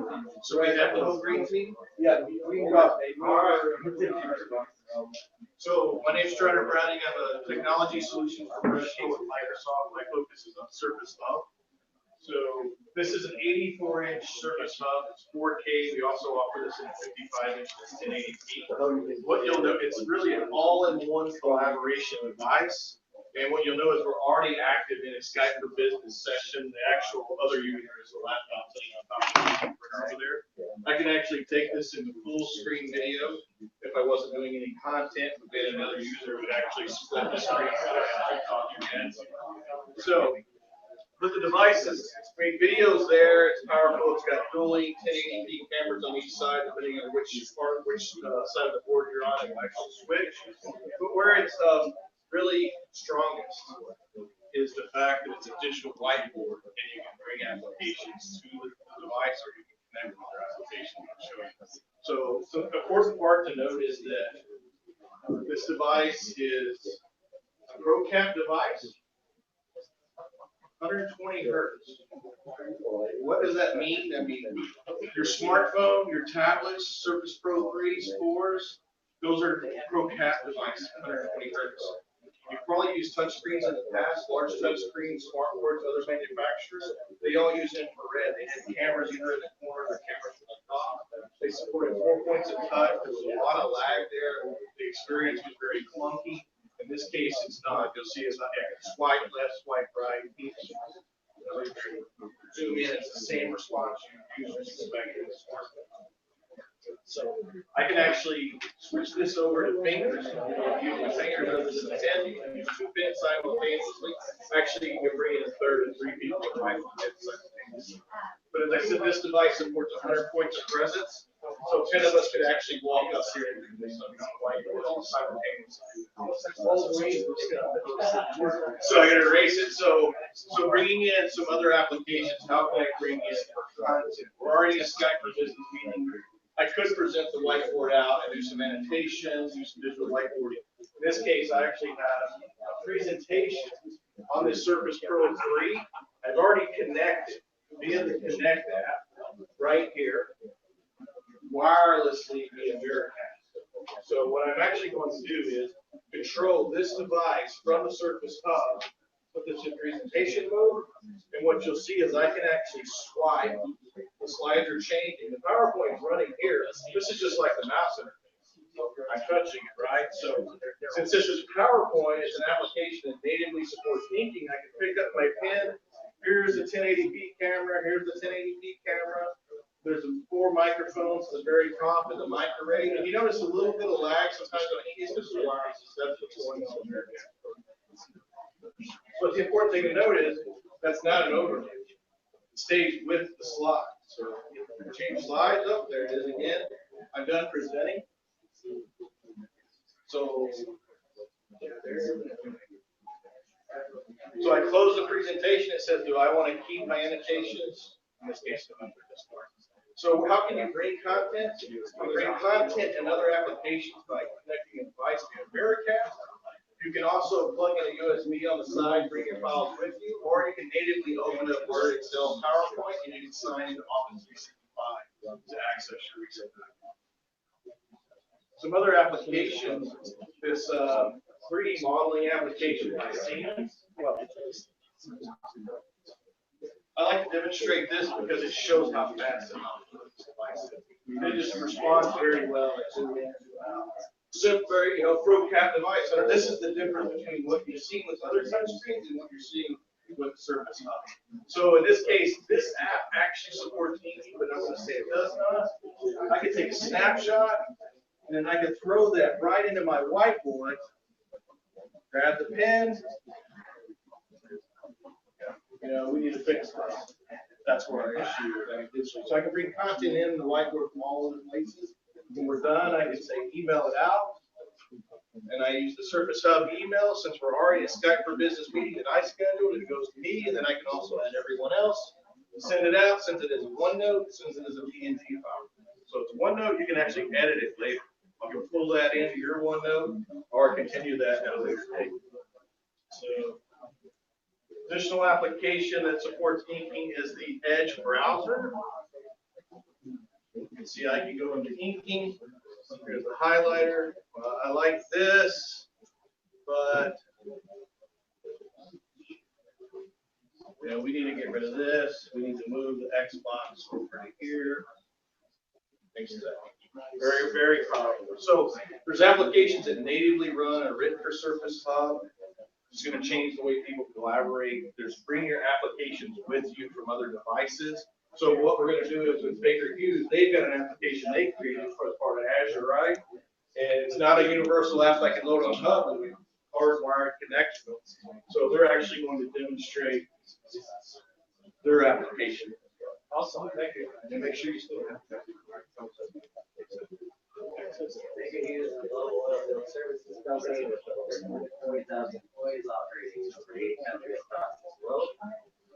Technology, people, and collaboration with our customers and partners are key to our fundamental to our business. Whether it's helping our customers locate oil reserves, drill and complete complex wells, or produce oil more efficiently, technology and innovation are key to our success. As you saw, we're probably oil price environment. Any challenges for our business more efficiently.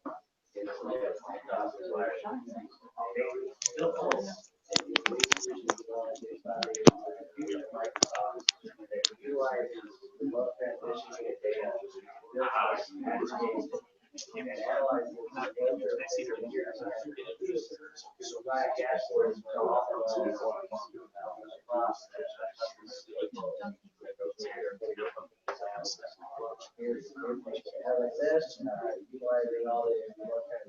the process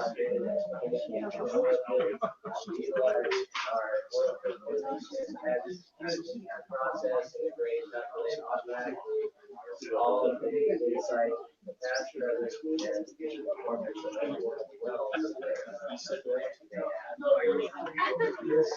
also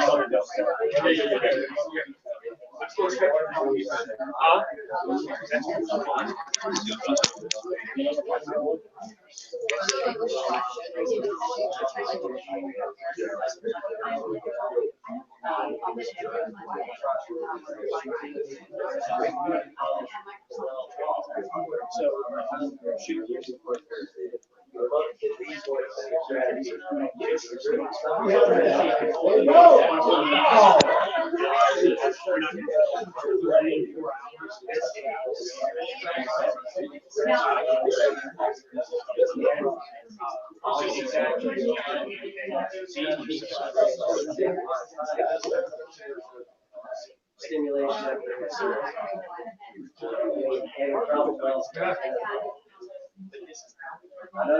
Another cool thing about this is that when the well needs some work, they'll send us out there and get familiar with the well. A lot of these wells we're looking for are even boring, so some of these wells are located on PDF files. They're at best able to interpret and read and see what the field engineer is actually working with down hole. Billfolds actually utilize the Microsoft monitoring technology they provide in gaming technology such as the Xbox to rapidly scale this up to high fidelity and high resolution so that the engineer can quickly acquaint themselves with what is down hole really quickly. This saves a lot of time in terms of familiarizing yourself with what well you're working on.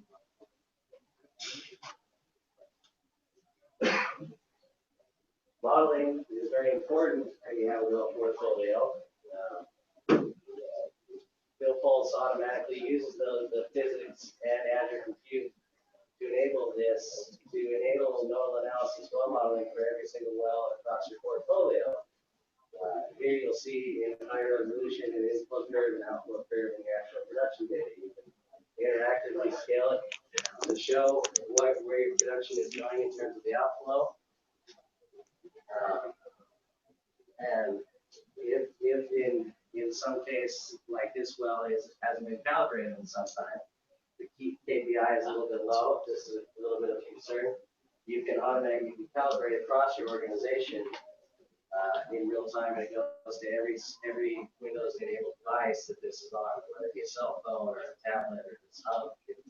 That one, it all calibrates in real time. So in this particular instance, I'm going to call a subject matter expert to help me recalibrate this well. Skype is fully integrated as well within BuildPulse. This can be set up for any remote space where they're working on a well, or a field engineer's phone or tablet to call and collaborate. My subject matter expert is standing across the room here. Hello, Trevor. Hi, Len. How are you today? Very good, thanks. How can I help you? Can you take a look at well 271 for me, please? It looks like the calibration is off. Okay, let me just quickly get to that. My screen is actually projected on this monitor here. So through the filters at the top, I can very quickly navigate to the well. And in this case, we're looking at the same well. And I am going to look at what is on with Oh, did it?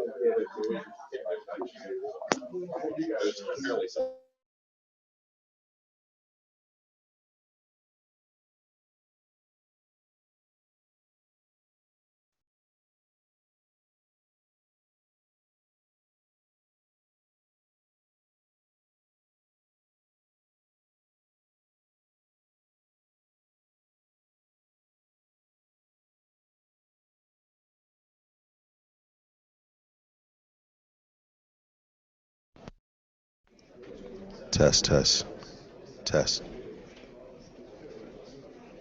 All right, so we're back. My phone actually died. That type of situation I'm in. So we are trying to get everything together here. Let me see if I can. We're gonna see if we can get some people over here. Oh, 1 second.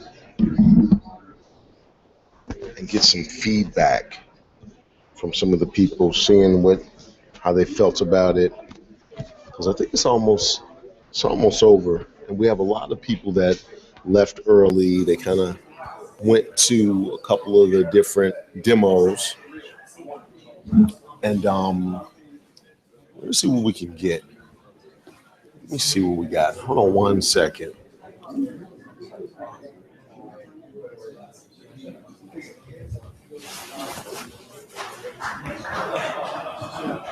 I hear people applauding.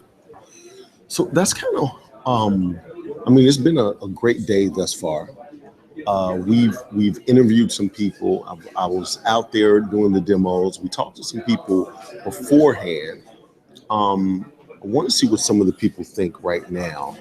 See if we can catch some of the people going out before they leave. So we're going to see who we can catch. I do realize it's kind of later in the day right now. So a lot of people are probably trying to get back to the office, back to work.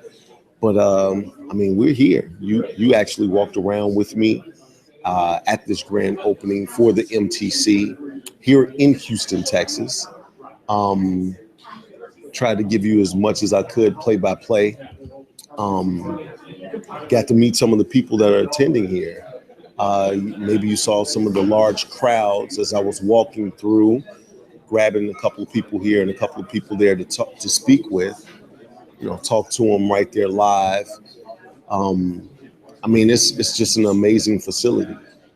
And even still, you still need to see it up front and in person. Simple as that.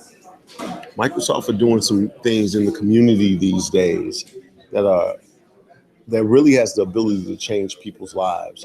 From what they're doing in schools and their day of code and the youth spark and all of that to how they're actually helping businesses grow and giving them the tools that they need to implement in their business to, one, spark innovation, and also to create the speed of products, right? How do you manufacture a product faster? How do you deliver a product faster, a service faster, to be as competitive as possible, especially for small businesses?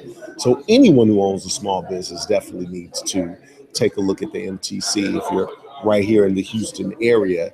Even if you're in the surrounding areas, you're looking to have some clients here in Houston, you may be able to collaborate and do something here for those clients as well. So,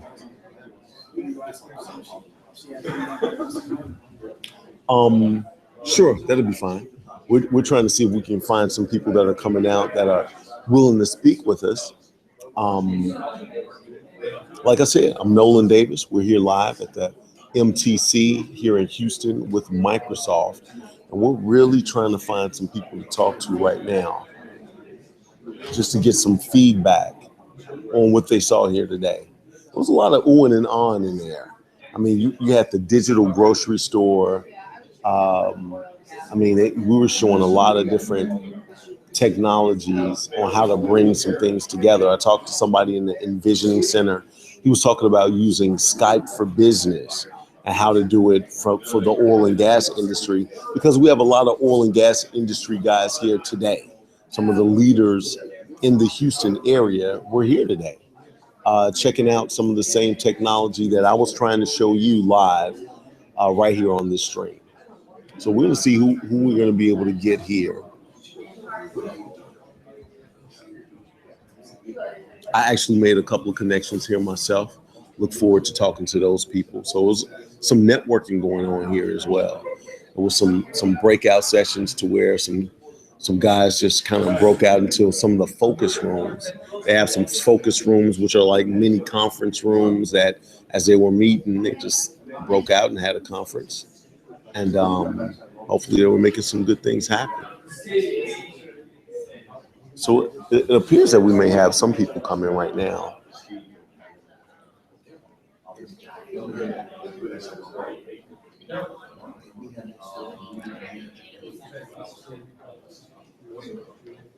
Let's see who we have.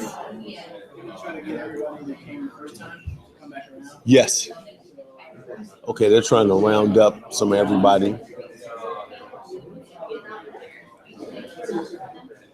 Some of the people that we spoke to initially. We're trying to get those people back here again. I don't know if I showed you guys on the live stream the cupcakes. I'm trying to get back around to the cupcakes. I feel good about it. I like cupcakes. I've liked them for a very long time now.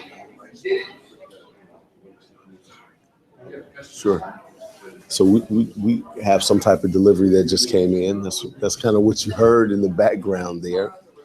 So we're gonna see if we can get a couple of people to come up, speak to us.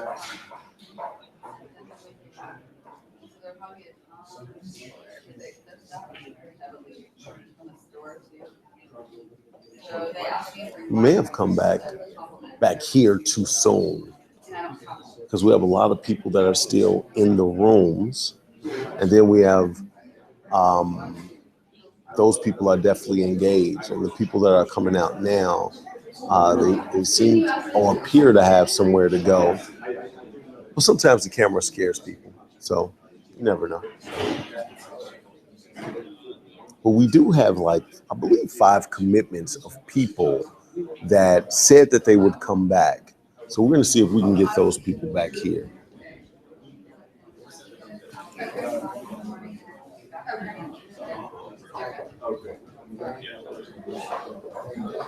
Are you coming on over? No? You're not good? You did great. She just told me that being sweet was my job. I had no idea. Sure.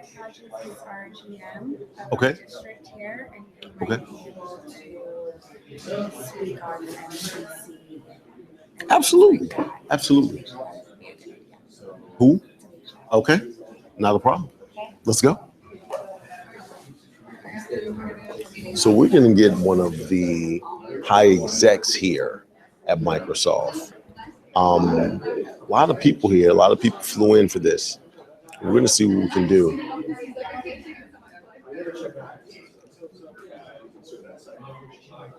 I believe his name is Craig Hodges.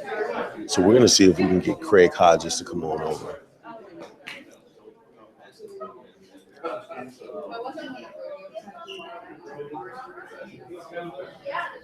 You can come on over.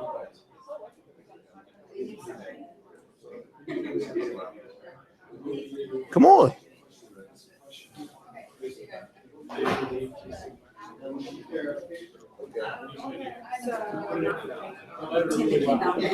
Timothy Melvin. Mr. Timothy Melvin, how are you, sir? I'm fabulous. How are you? All right, Nolen. So I'm one of the sales directors. So I run one of our what we call ATUs, with account technical units. It's a sales unit. I manage about 28 accounts, 5 territories. Okay. Oil and gas services, and a mixed territories, so non-oil and gas. So a lot of your customers were here today. We had several. Yes, we did. Okay. So how do you think, grand opening MTC, how do you think everything went today? It's actually exciting. For 2 reasons. As we talk about Microsoft and as we propel ourselves into this new world of the cloud first, mobile first world, and the transformation, that transformation starts internally. And this MTC is a good example. Okay. They made Chris made a very valid point. When you walk around, you don't see a lot of blinking lights. Right. You're not supposed to. Right. Because the idea here is that things just happen. They happen because it's in the cloud. And by it being in the cloud, it doesn't limit us for our customers when they come here to test out, the solutions that they're looking for in their environment. It doesn't put any limitation on size or scale or scope. And it's a good thing. So, second part of your question, I think it went well today. I think it was excellent. A lot of great customers, a lot of mix of customers, some oil and gas, some non oil and gas, and that's what it's about, right? Sure. Is this your first time here to the facility? No. So I'm downstairs. I work downstairs, so we come up here often. We bring customers up there. We've already had probably about 5 or 6 customers to come through here through the MTC. Okay. We have some extremely brilliant people who run the sessions. From the architecture to strategy, Muge Woods, who's the director of MTC, she is phenomenal and done a great job building a very diverse and creative team. Got you. And the reason I asked is because a lot of people flew in today from Microsoft. We had some people from the PR team that I spoke to earlier today. Yes. And some of the people from the retail stores, this is their actual first time being here. And I did a walkthrough and I was blown away. So you're probably used to it by now. Well, it's just a regular office to you by now. You mentioned the retail. So they may be their first time here, but we've partnered with the retail stores, and they've been instrumental in a lot of the larger deals that we have and helping our customers realize the devices and the use of devices and a very strategic partnership internally as we go to market. And so the retail store, although the first time here, not the first time in EPG and working with our customers. So I want to make sure it's not like, new for everybody. Right. But, they have this whole thing here to help smaller businesses leverage technology so we can even the playing field and absolutely help people grow their business.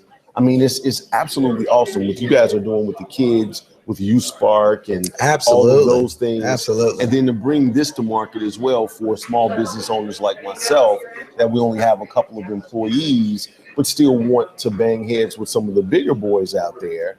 To use this to streamline everything that we're doing, even from a video production standpoint, from your clients, from the oil and gas industry that are breaking it, it's just absolutely phenomenal. It was well said, right? The idea of the cloud, the idea of having a platform that you can share and push out to the cloud does just that. It levels the playing field. Yes. So large companies, smaller companies, helps make them more competitive. Absolutely. Because now that problem of scale, can my application scale? How do I make it large enough to support a customer base? Well, that goes away.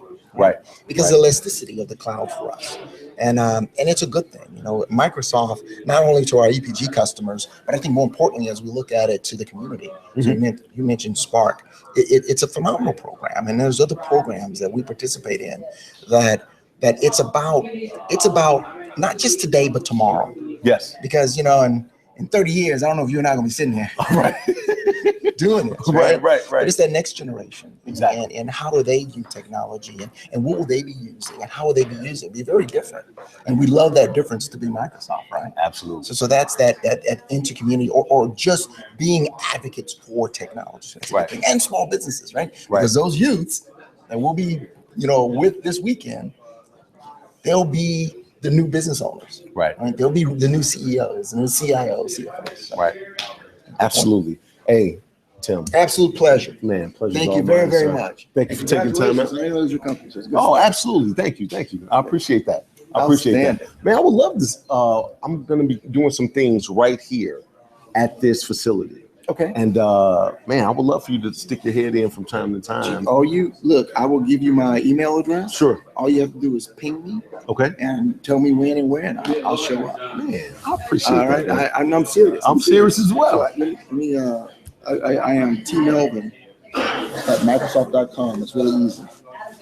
I can. I'll give you one of my cards. Okay. So what I'll do is I'll send you my V card. Okay. And then I'm assuming you do things other than your Microsoft, right? Yes. Okay. Full video production, Comcast commercials, everything. Okay. So what I'll do is I'll send you my V card, and then you invite me, I'll be here. All right. Cool, man. Thank you so much. You have a great day. This is awesome. Thank you, sir. Thank you. All right. Let's see. He acted like he didn't even want to come at first, and he was the greatest dude here, right? He was a lot of personality. Right. He gave me Timothy. I don't think he wanted to come. Right. He had said Tim. He didn't. Yeah. So I don't think he actually wanted to come. So he sent Tim over here. Okay.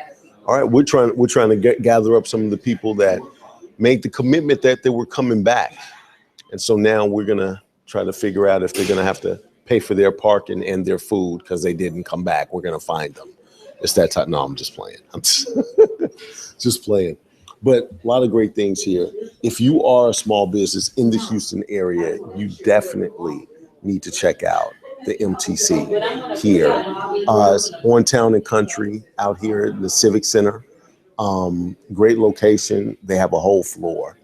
It's not a couple of rooms, and it's not a store as you've seen. That as I walked around, it's conference rooms. It's infused with technology. It's plush leather seating. It's capabilities to do anything that you want to do with your business. So we may be wrapping up here shortly. We're gonna do one last round. I think I have somebody. John, if you can come on back over here, sir. I did find one guy to come back. Now we did touch back bases with Bianca. John is here again. Yes. John. Oh, let me give you this, sir. So now that you've seen it, okay, walked around, had a couple of demos, presentations, what do you think? Talking to the mic for me. Yeah, I'm just as excited, if not more so. More for small business owners. Yes. The technology's here, the same things we use at an enterprise level is, you have access to it on a small business, a Soho or a mom and pop organization. And so, today it's really about what I do is go out and help individuals understand it's time to scale up. One way or the other, technology is taken over. You can either be a victim or a product or, a user of it. So, to have this sitting on your desk, you've ordered it and you don't use it or you don't know how to use it when they have resources like this available is just it's obscene.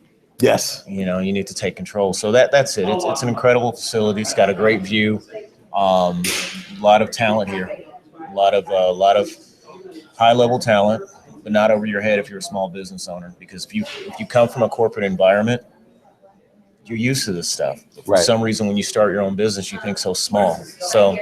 But the other part to it is that the people here at Microsoft, they meet you where you are. Absolutely. So even if it's over your head, you can make it as big as you want to make it, right? But It's the people that meet you where you are to help elevate. I was met just walking through the door a minute ago. Right. No, you're absolutely right. You know, and it's basically because they know their product, they know their material, they know the market. They can rise or ascend with you wherever you are, because you don't want to walk in not knowing how to use Outlook. And I mean, you could walk in, but eventually you're going to catch up and you're going to be on, one of the different platforms for data storage or whatever. But come in thinking big. Sure. That's the big thing. People think so small in the small business world. I like that. Come in thinking big. Yeah. I like that. So other than that, it's incredible, so now it's time to get to work. It is. One last thing. How do you see the center helping what you do with you having the incubator and everything, right? So you're kind of like, if I understand correctly, a business coach to a certain degree, right? Yeah, so we're more of the angel investor side of it. So we take an equity play in everything we do. I'm not a consultant. When I speak for free because most people can't use it anyway, nor will they try. Okay. The people that know what I know are already doing it. Sure. So my goal was to reach back and find individuals that, wake up each day just to be confused. Right. And help them to the next level. So having a center like this, we have a lot of awesome facilities, but very few of them open their door in this region. And so for you to walk in or have the ability to walk into a facility like this and not utilize it, it's just shame on you. Sure. So, the big takeaway from this is the resource is here. And if you're in this market, in this area, and you don't, or if you fly in, at least come in and visit to see what is possible, then your business deserves to fail. Right. Because you're just not keeping up and you're not adding value to the market. So. Right. Okay. All right. Hey, Thanks. John, I appreciate you, sir. All right. Yes, sir. All right. Man, great feedback from John. He's helping businesses every day. I thought he was joking, but he actually said it's so serious. He said people are they just wake up to be confused. And I was like, okay. So, well, great feedback. So we did get John. Let me see who else we have. It's real slim pickings right now. A lot of people are starting to get out of here, and we might have to wrap this up so you just don't hear me ramble on and on about how great the facility is here, about what Microsoft is doing in the community for children and for businesses, about the technology that's rolled up. And you might not just want to hear me ramble on and on about it. Let's see what we're still trying to find a couple of people here and a couple of people there. I would like to see if I can get one or two more before we end this. Once again, we're in Houston, Texas, at the grand opening for Microsoft's MTC. And we're going to see, we've seen some great things today, and we're going to see if we can get some more feedback from some of the audience that was here today as they participated in some of the demos, watched some of the presentations, and actually got to touch and feel some of the devices and the technology in their hands. So we're going to see what we can get. I think we may be done. I think that might be it.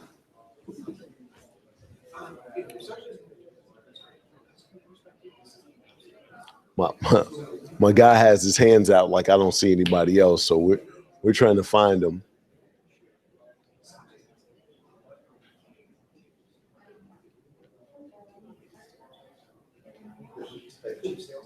You don't see anybody? Oh, they're still in the presentation. Okay. So we have two from before. They're still in the presentation. It's running a little bit longer than I expected. Was out there actually on the floor looking at everybody and everything and talking to people, but the phone died. Using the video that long on my phone kind of drained the battery, so the phone died and I had to come back here. So we're going to see if we can get a couple more people before we wrap up this stream and just kind of go from there.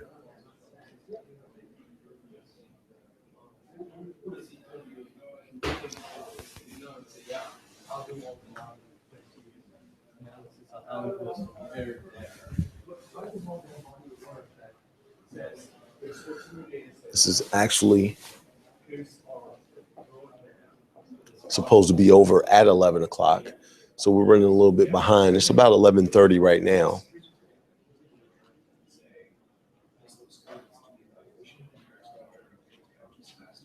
How's it going? Would you like to come sit down and talk to us, sir? Come on, have a seat. What's your name? Bobby Lyles. Bobby, Nolen Davis. Nice to meet you. Nice to meet you, Nolen. All right. Nolen, like Nolen. Nolen. Oh, Nolen. Yes. Sorry about All right. So talking to the mic. So what do you do, Bobby? I'm an SSP for Dynamics AX in the Gulf Coast territory. Okay. Okay. So first time at the facility at the grand opening. What did you think? So I've been here before. Okay. Since I work here, but no, I think it's phenomenal. It's you know, everything, you know, here in Houston, it's you know, with all of the oil and gas, but it's, to me, it's kind of like the Jetsons. It's the future of where technology is going. From my understanding, it is the first offices of Microsoft that is there's zero data center here, so Okay. everything here is running on the cloud. So it's I think that says something in itself. Absolutely. Absolutely. So you said exactly what I said earlier. I said, today you're going to see the future. And this guy just said, we just released the future here today. So what is one of your biggest takeaways from today?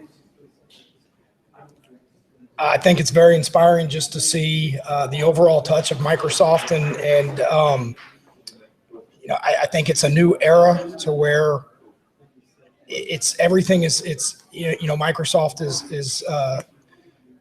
it's, you know, compatible with everything. It doesn't matter what platform you're running. It doesn't matter, you know, really, I think the word might be it's agnostic to be able to connect to the entire world.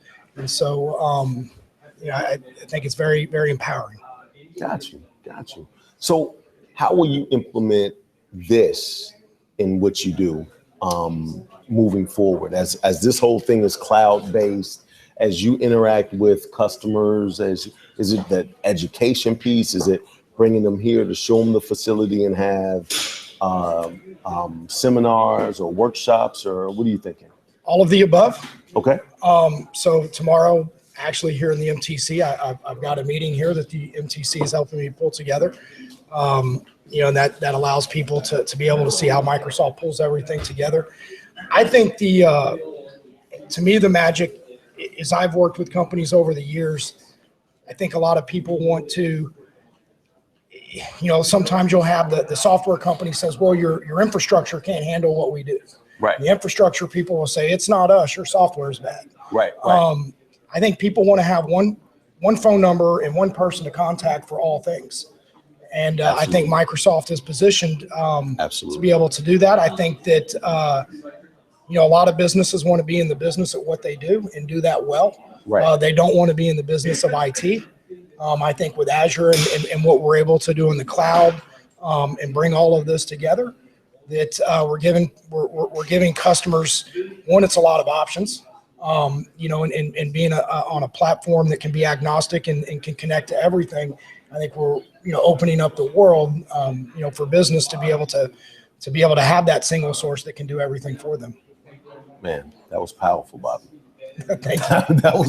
That was great. Anything you'd like to leave the people with before you go? I just think it's an exciting time to be at Microsoft, and you know, just when you look at the view, that's to me is the first thing I do. I always I stop, I take a look across to the city, and you know, just realize that Houston's a great place to be and great place for business, and it's a very inspiring place just to see all the technology and the wonderful view out here. Boom. Thank you, Bobby. Thank you. I appreciate your time, sir. All right. You heard it here first. I think we have a couple of people because they're starting to come out. You can, she's looking at me smiling, but she knows she can come over here. She know, oh, everybody's trying to sneak out. You can just go on and come on over here. Go and come on. I need to talk to you as well. You're away? Okay, come on. Put a very serious face on. Oh, it's too late for the serious face. She was already smiling when she was here the first time. Look into the camera and be like, Okay, I'm excited if I get my parking validated. Oh, boom. And the parking validated. I already told them. I said if they don't come back, they're gonna pay for parking and their meals. That's what it is. Here's your mic. Hi. Hey, again. So what did you think? I am impressed. And here's the most impressive thing. It's free. Boom. I like that. You wasn't supposed to tell the people sorry that. about that. Sorry about that. I was trying to get them to get it through me so I can get a little. I was starting a business right here, and now you just told them it's free already. Exactly. It is free. That was one of the things, and that's when I talk to you about helping your business grow. She's absolutely right. This facility is free for business owners. All right, so it's free. That's the first thing that stuck out to you. What else you got? You know, the Microsoft Aware application that uses that is actually implemented for the police departments and things like that. So one of the questions I asked in that session was that how could we perhaps use that in healthcare? For example, a patient comes in with an emergency and you know, what kind of data could we exploit from that? You know, when was the last time they were seeing what medications and things are on? So as opposed to data from other people to actually localize that data to a patient. And so we were told that that's actually possible. So I was excited to hear that. Okay. All right. Well, cool. Well, cool. So anything that you want to leave with the people before you go on how awesome and amazing this is? It's really amazing that Microsoft would invest in this beautiful facility and offer that to its customers free of charge. I'm just impressed by that. The facility is beautiful. There's a lot of technology, things that are coming up. You know, one of the first questions I'm like, is that available now? Is that available now? And a lot of it is futuristic, but it's awesome, I think. So I had a really great time. Absolutely. Hey, pleasure interviewing Thank you. you. Today. I Thank you so appreciate much it. for stopping by. Okay, then take care. See you soon. You have a great day. All right. Great information. Great information. Still saying 3? Okay. All right. What we're going to do is we're going to attempt to change the battery source. Hold on 1 second, and we're going to see if we can come back in 1 second.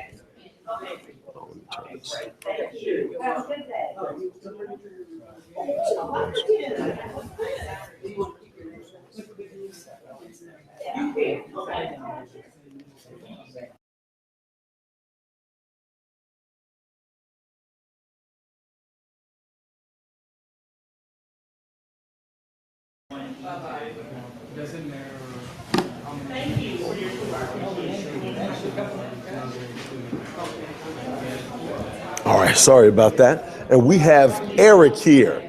He promised he would come back. Eric, what do you got for me, sir? Try to do what I promised, right? All right. Absolutely. I was sitting out here waiting. No problem. I was sitting. I'm harmless. Remember? Don't forget. That's right. I was. You like take that, and you're gonna like it, right? So I was sitting out here, and I came a little bit too fast because my phone died. So I had to come back. So I was traveling around out here talking to everybody, trying to give people a bird's eye view of what you guys were going through. Okay. So I kind of stuck my head into each one of these little sessions, talked to some of the people. They explained what they had going on in between sessions. But I'm real curious to see, how do you feel about everything you saw today? Well, I'll tell you, I'm real impressed because it's always neat when you see technology designed for a specific purpose that someone creatively finds a new way to use. So for instance, one of the sessions we sat in today was on an augmented store, and the way they made that work was Microsoft Connect, which my first exposure to was video games. Right, exactly. Now they're having it do all kinds of things where you can point at a piece of fruit and it'll tell you the nutritional information, because it just, that same gesture technology can be used in different ways. Absolutely. And they build more data they're capturing. They're trying to capitalize on all the data they can get from all the technology that already exists. So it's just that creative use of stuff that's out there in ways that didn't seem obvious at first. Absolutely. And when you say that, it really hits home when I made the statement earlier about delivering the future today. Absolutely. Right? To see a digital grocery store, like that's the future, right? I mean, to give us all the stats, the sugar, the nutrition, the everything just pointing to an object, it comes right up there for you. Absolutely. Man, it's absolutely awesome here. How do you think you may utilize the MTC Center itself? Well, I think there's great opportunities just with the education that's offered. So I think at this point, I can fairly confidently say that almost everybody who's come through here has Microsoft Office or some experience with it. And maybe you get stuck and you want to learn how to get past this one little bug or hang up you're having. Well, now you know where to go to get that help. It's not over the phone support. It's here's my computer. I'm stuck on this piece. Can you help me? And the answer is yes. So, I mean, that for the education problem solving right there, that's where I see the biggest benefit of having MTCs. Okay. Last question. If you were to talk to somebody about what you saw here today and how they could use the MTC to grow their business, what would you say to them?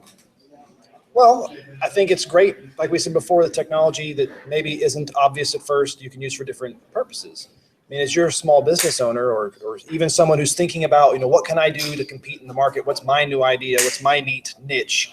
Well, if you have ideas, you can come see what other people are doing. You can be around other people with good ideas. Maybe that starts a spark for you. Or if you have a question, can I use Microsoft Connect when I point at a piece of fruit to have it know that? Well, you would learn the answer is yes if you came to an MTC. What else could I do if I want to go to a museum and I want to learn what this fossil is and I point at it? Well, Connect can make that work for you. Absolutely. It's great, all the stuff they've got. How can you aggregate data? Well, they had a session today on some technology they've got that talks to everything else you already have to pull all that data together in one spot. Absolutely. So it's a great kind of like a brainstorm session, if you will. It gets that lightning going that you can come up with the idea or mature the idea you've got. Got you. Eric, you've been great, sir. Thank you very much. You great. too. What do you do? Texas A&M, right? The Health and Science Center. Health Science Center, yes, sir. Right. We need to talk, man. I just think you're a great guy. You gotta love good first impressions, man. Hey, and you gotta like good guys. It's not a lot of just genuinely good guys out there. I'll take that. I'm telling you, I'm mostly harmless too. Are you? I was about to use my handkerchief to do, like, you sweating me about the harmless, man. You sweating me about the harmless. That's right. It's good to have a little bit of element of danger there. Absolutely. Hey, man, I appreciate you. I appreciate your time, sir. Thank you. Take care. Let me see if we have anybody else. I think we have somebody here waiting, and she is looking like she's actually about to sing a song because she kind of looks like Jill Scott to me, is what that is. I don't know if any of you viewers know who Jill Scott is, but when you see her, you're going to say, oh, yeah, I know. Oh, hey. Let me give you this microphone, lady. All right. Let me sit up here with you. And you are? My name is Shirley Brooks. I knew that already. I like Shirley Brooks. I didn't invite her, though. The other people invited. I put her on the list, and they said she was already on the list, and I said she deserved to be on the list. Miss Shirley Brooks, how are you today? I am doing fabulous. Okay, all right. Now, I didn't get a chance to get you coming in, but I'm getting you coming out. So I'll need to know what you saw today. I know you were impressed, but like how much? Like mind blowing. Scale 1 to 10, I was about a 15, 20. 15, 20. Now, talk to me. This center, I'm the director over the Women's Business Center. So one of the things that I am blessed with having the opportunity to do on a daily basis is being able to connect business owners, entrepreneurs, nascent startups or business that are geared for growth, is to be able to point them to resources that can help them develop their business and then find places that are relevant right now. So 21st century, you don't even think about technology, your business is not going to sustain that much or not going to grow or scale to grow. And this facility here has everything from in the technology realm that can help. And so I was able to see how other entrepreneurs have been able to develop products, and Microsoft is actually doing business with them, providing a platform for them to help move and sell and market their business. So Microsoft is very connected to the industry, all industries, from oil and gas to technology. And I could see how my clients can benefit from being able to be around other entrepreneurs that are doing what they're striving to do. So this was a great opportunity for me to find another partner in the community that I can bring my small businesses to that otherwise they would not have. So this is fulfilling a need that Houston needs right now for small businesses. Got you. So if you were to refer this facility to somebody else, what would you say? if you're looking for a fabulous event or a center or event. Speaking to the microphone. Okay. If you are interested, if a person is wanting to have a great facility to be able to bring their information forward to small businesses, entrepreneurs, this center is state of the art. Can't get any better. But then the support that you get from the staff that works and runs the center is bar none the best to work with. And so it's a great place to come and get the latest and the greatest. And I talked about that a little bit earlier, is that the people here meet you where you are, so you don't have to be intimidated at all. And actually, on this note, I think I'm going to go ahead and close out. Everybody else is leaving; they're packing up. People are taking to-go bags. I need them to get my to-go bag. Oh, do we have one more? Oh, okay, all right. I didn't know you were standing around. I thought I was getting the audience. I should have known I wasn't that good. But thank you. All right, thank you, Miss Shirley Brooks.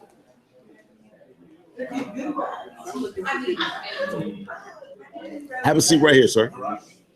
What's your name? Dexter. Dexter Stimulate. Right. We talked a little bit earlier, Dexter. Yes. All right, so Dexter, you just saw the facility. Tell me what you think. It's an awesome facility.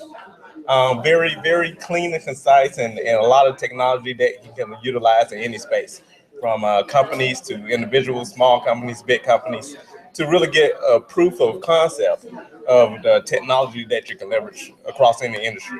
That's a great point. When you're developing the proof of concept, and you really need as much innovation as possible to maybe communicate with people that are outside of Houston, right?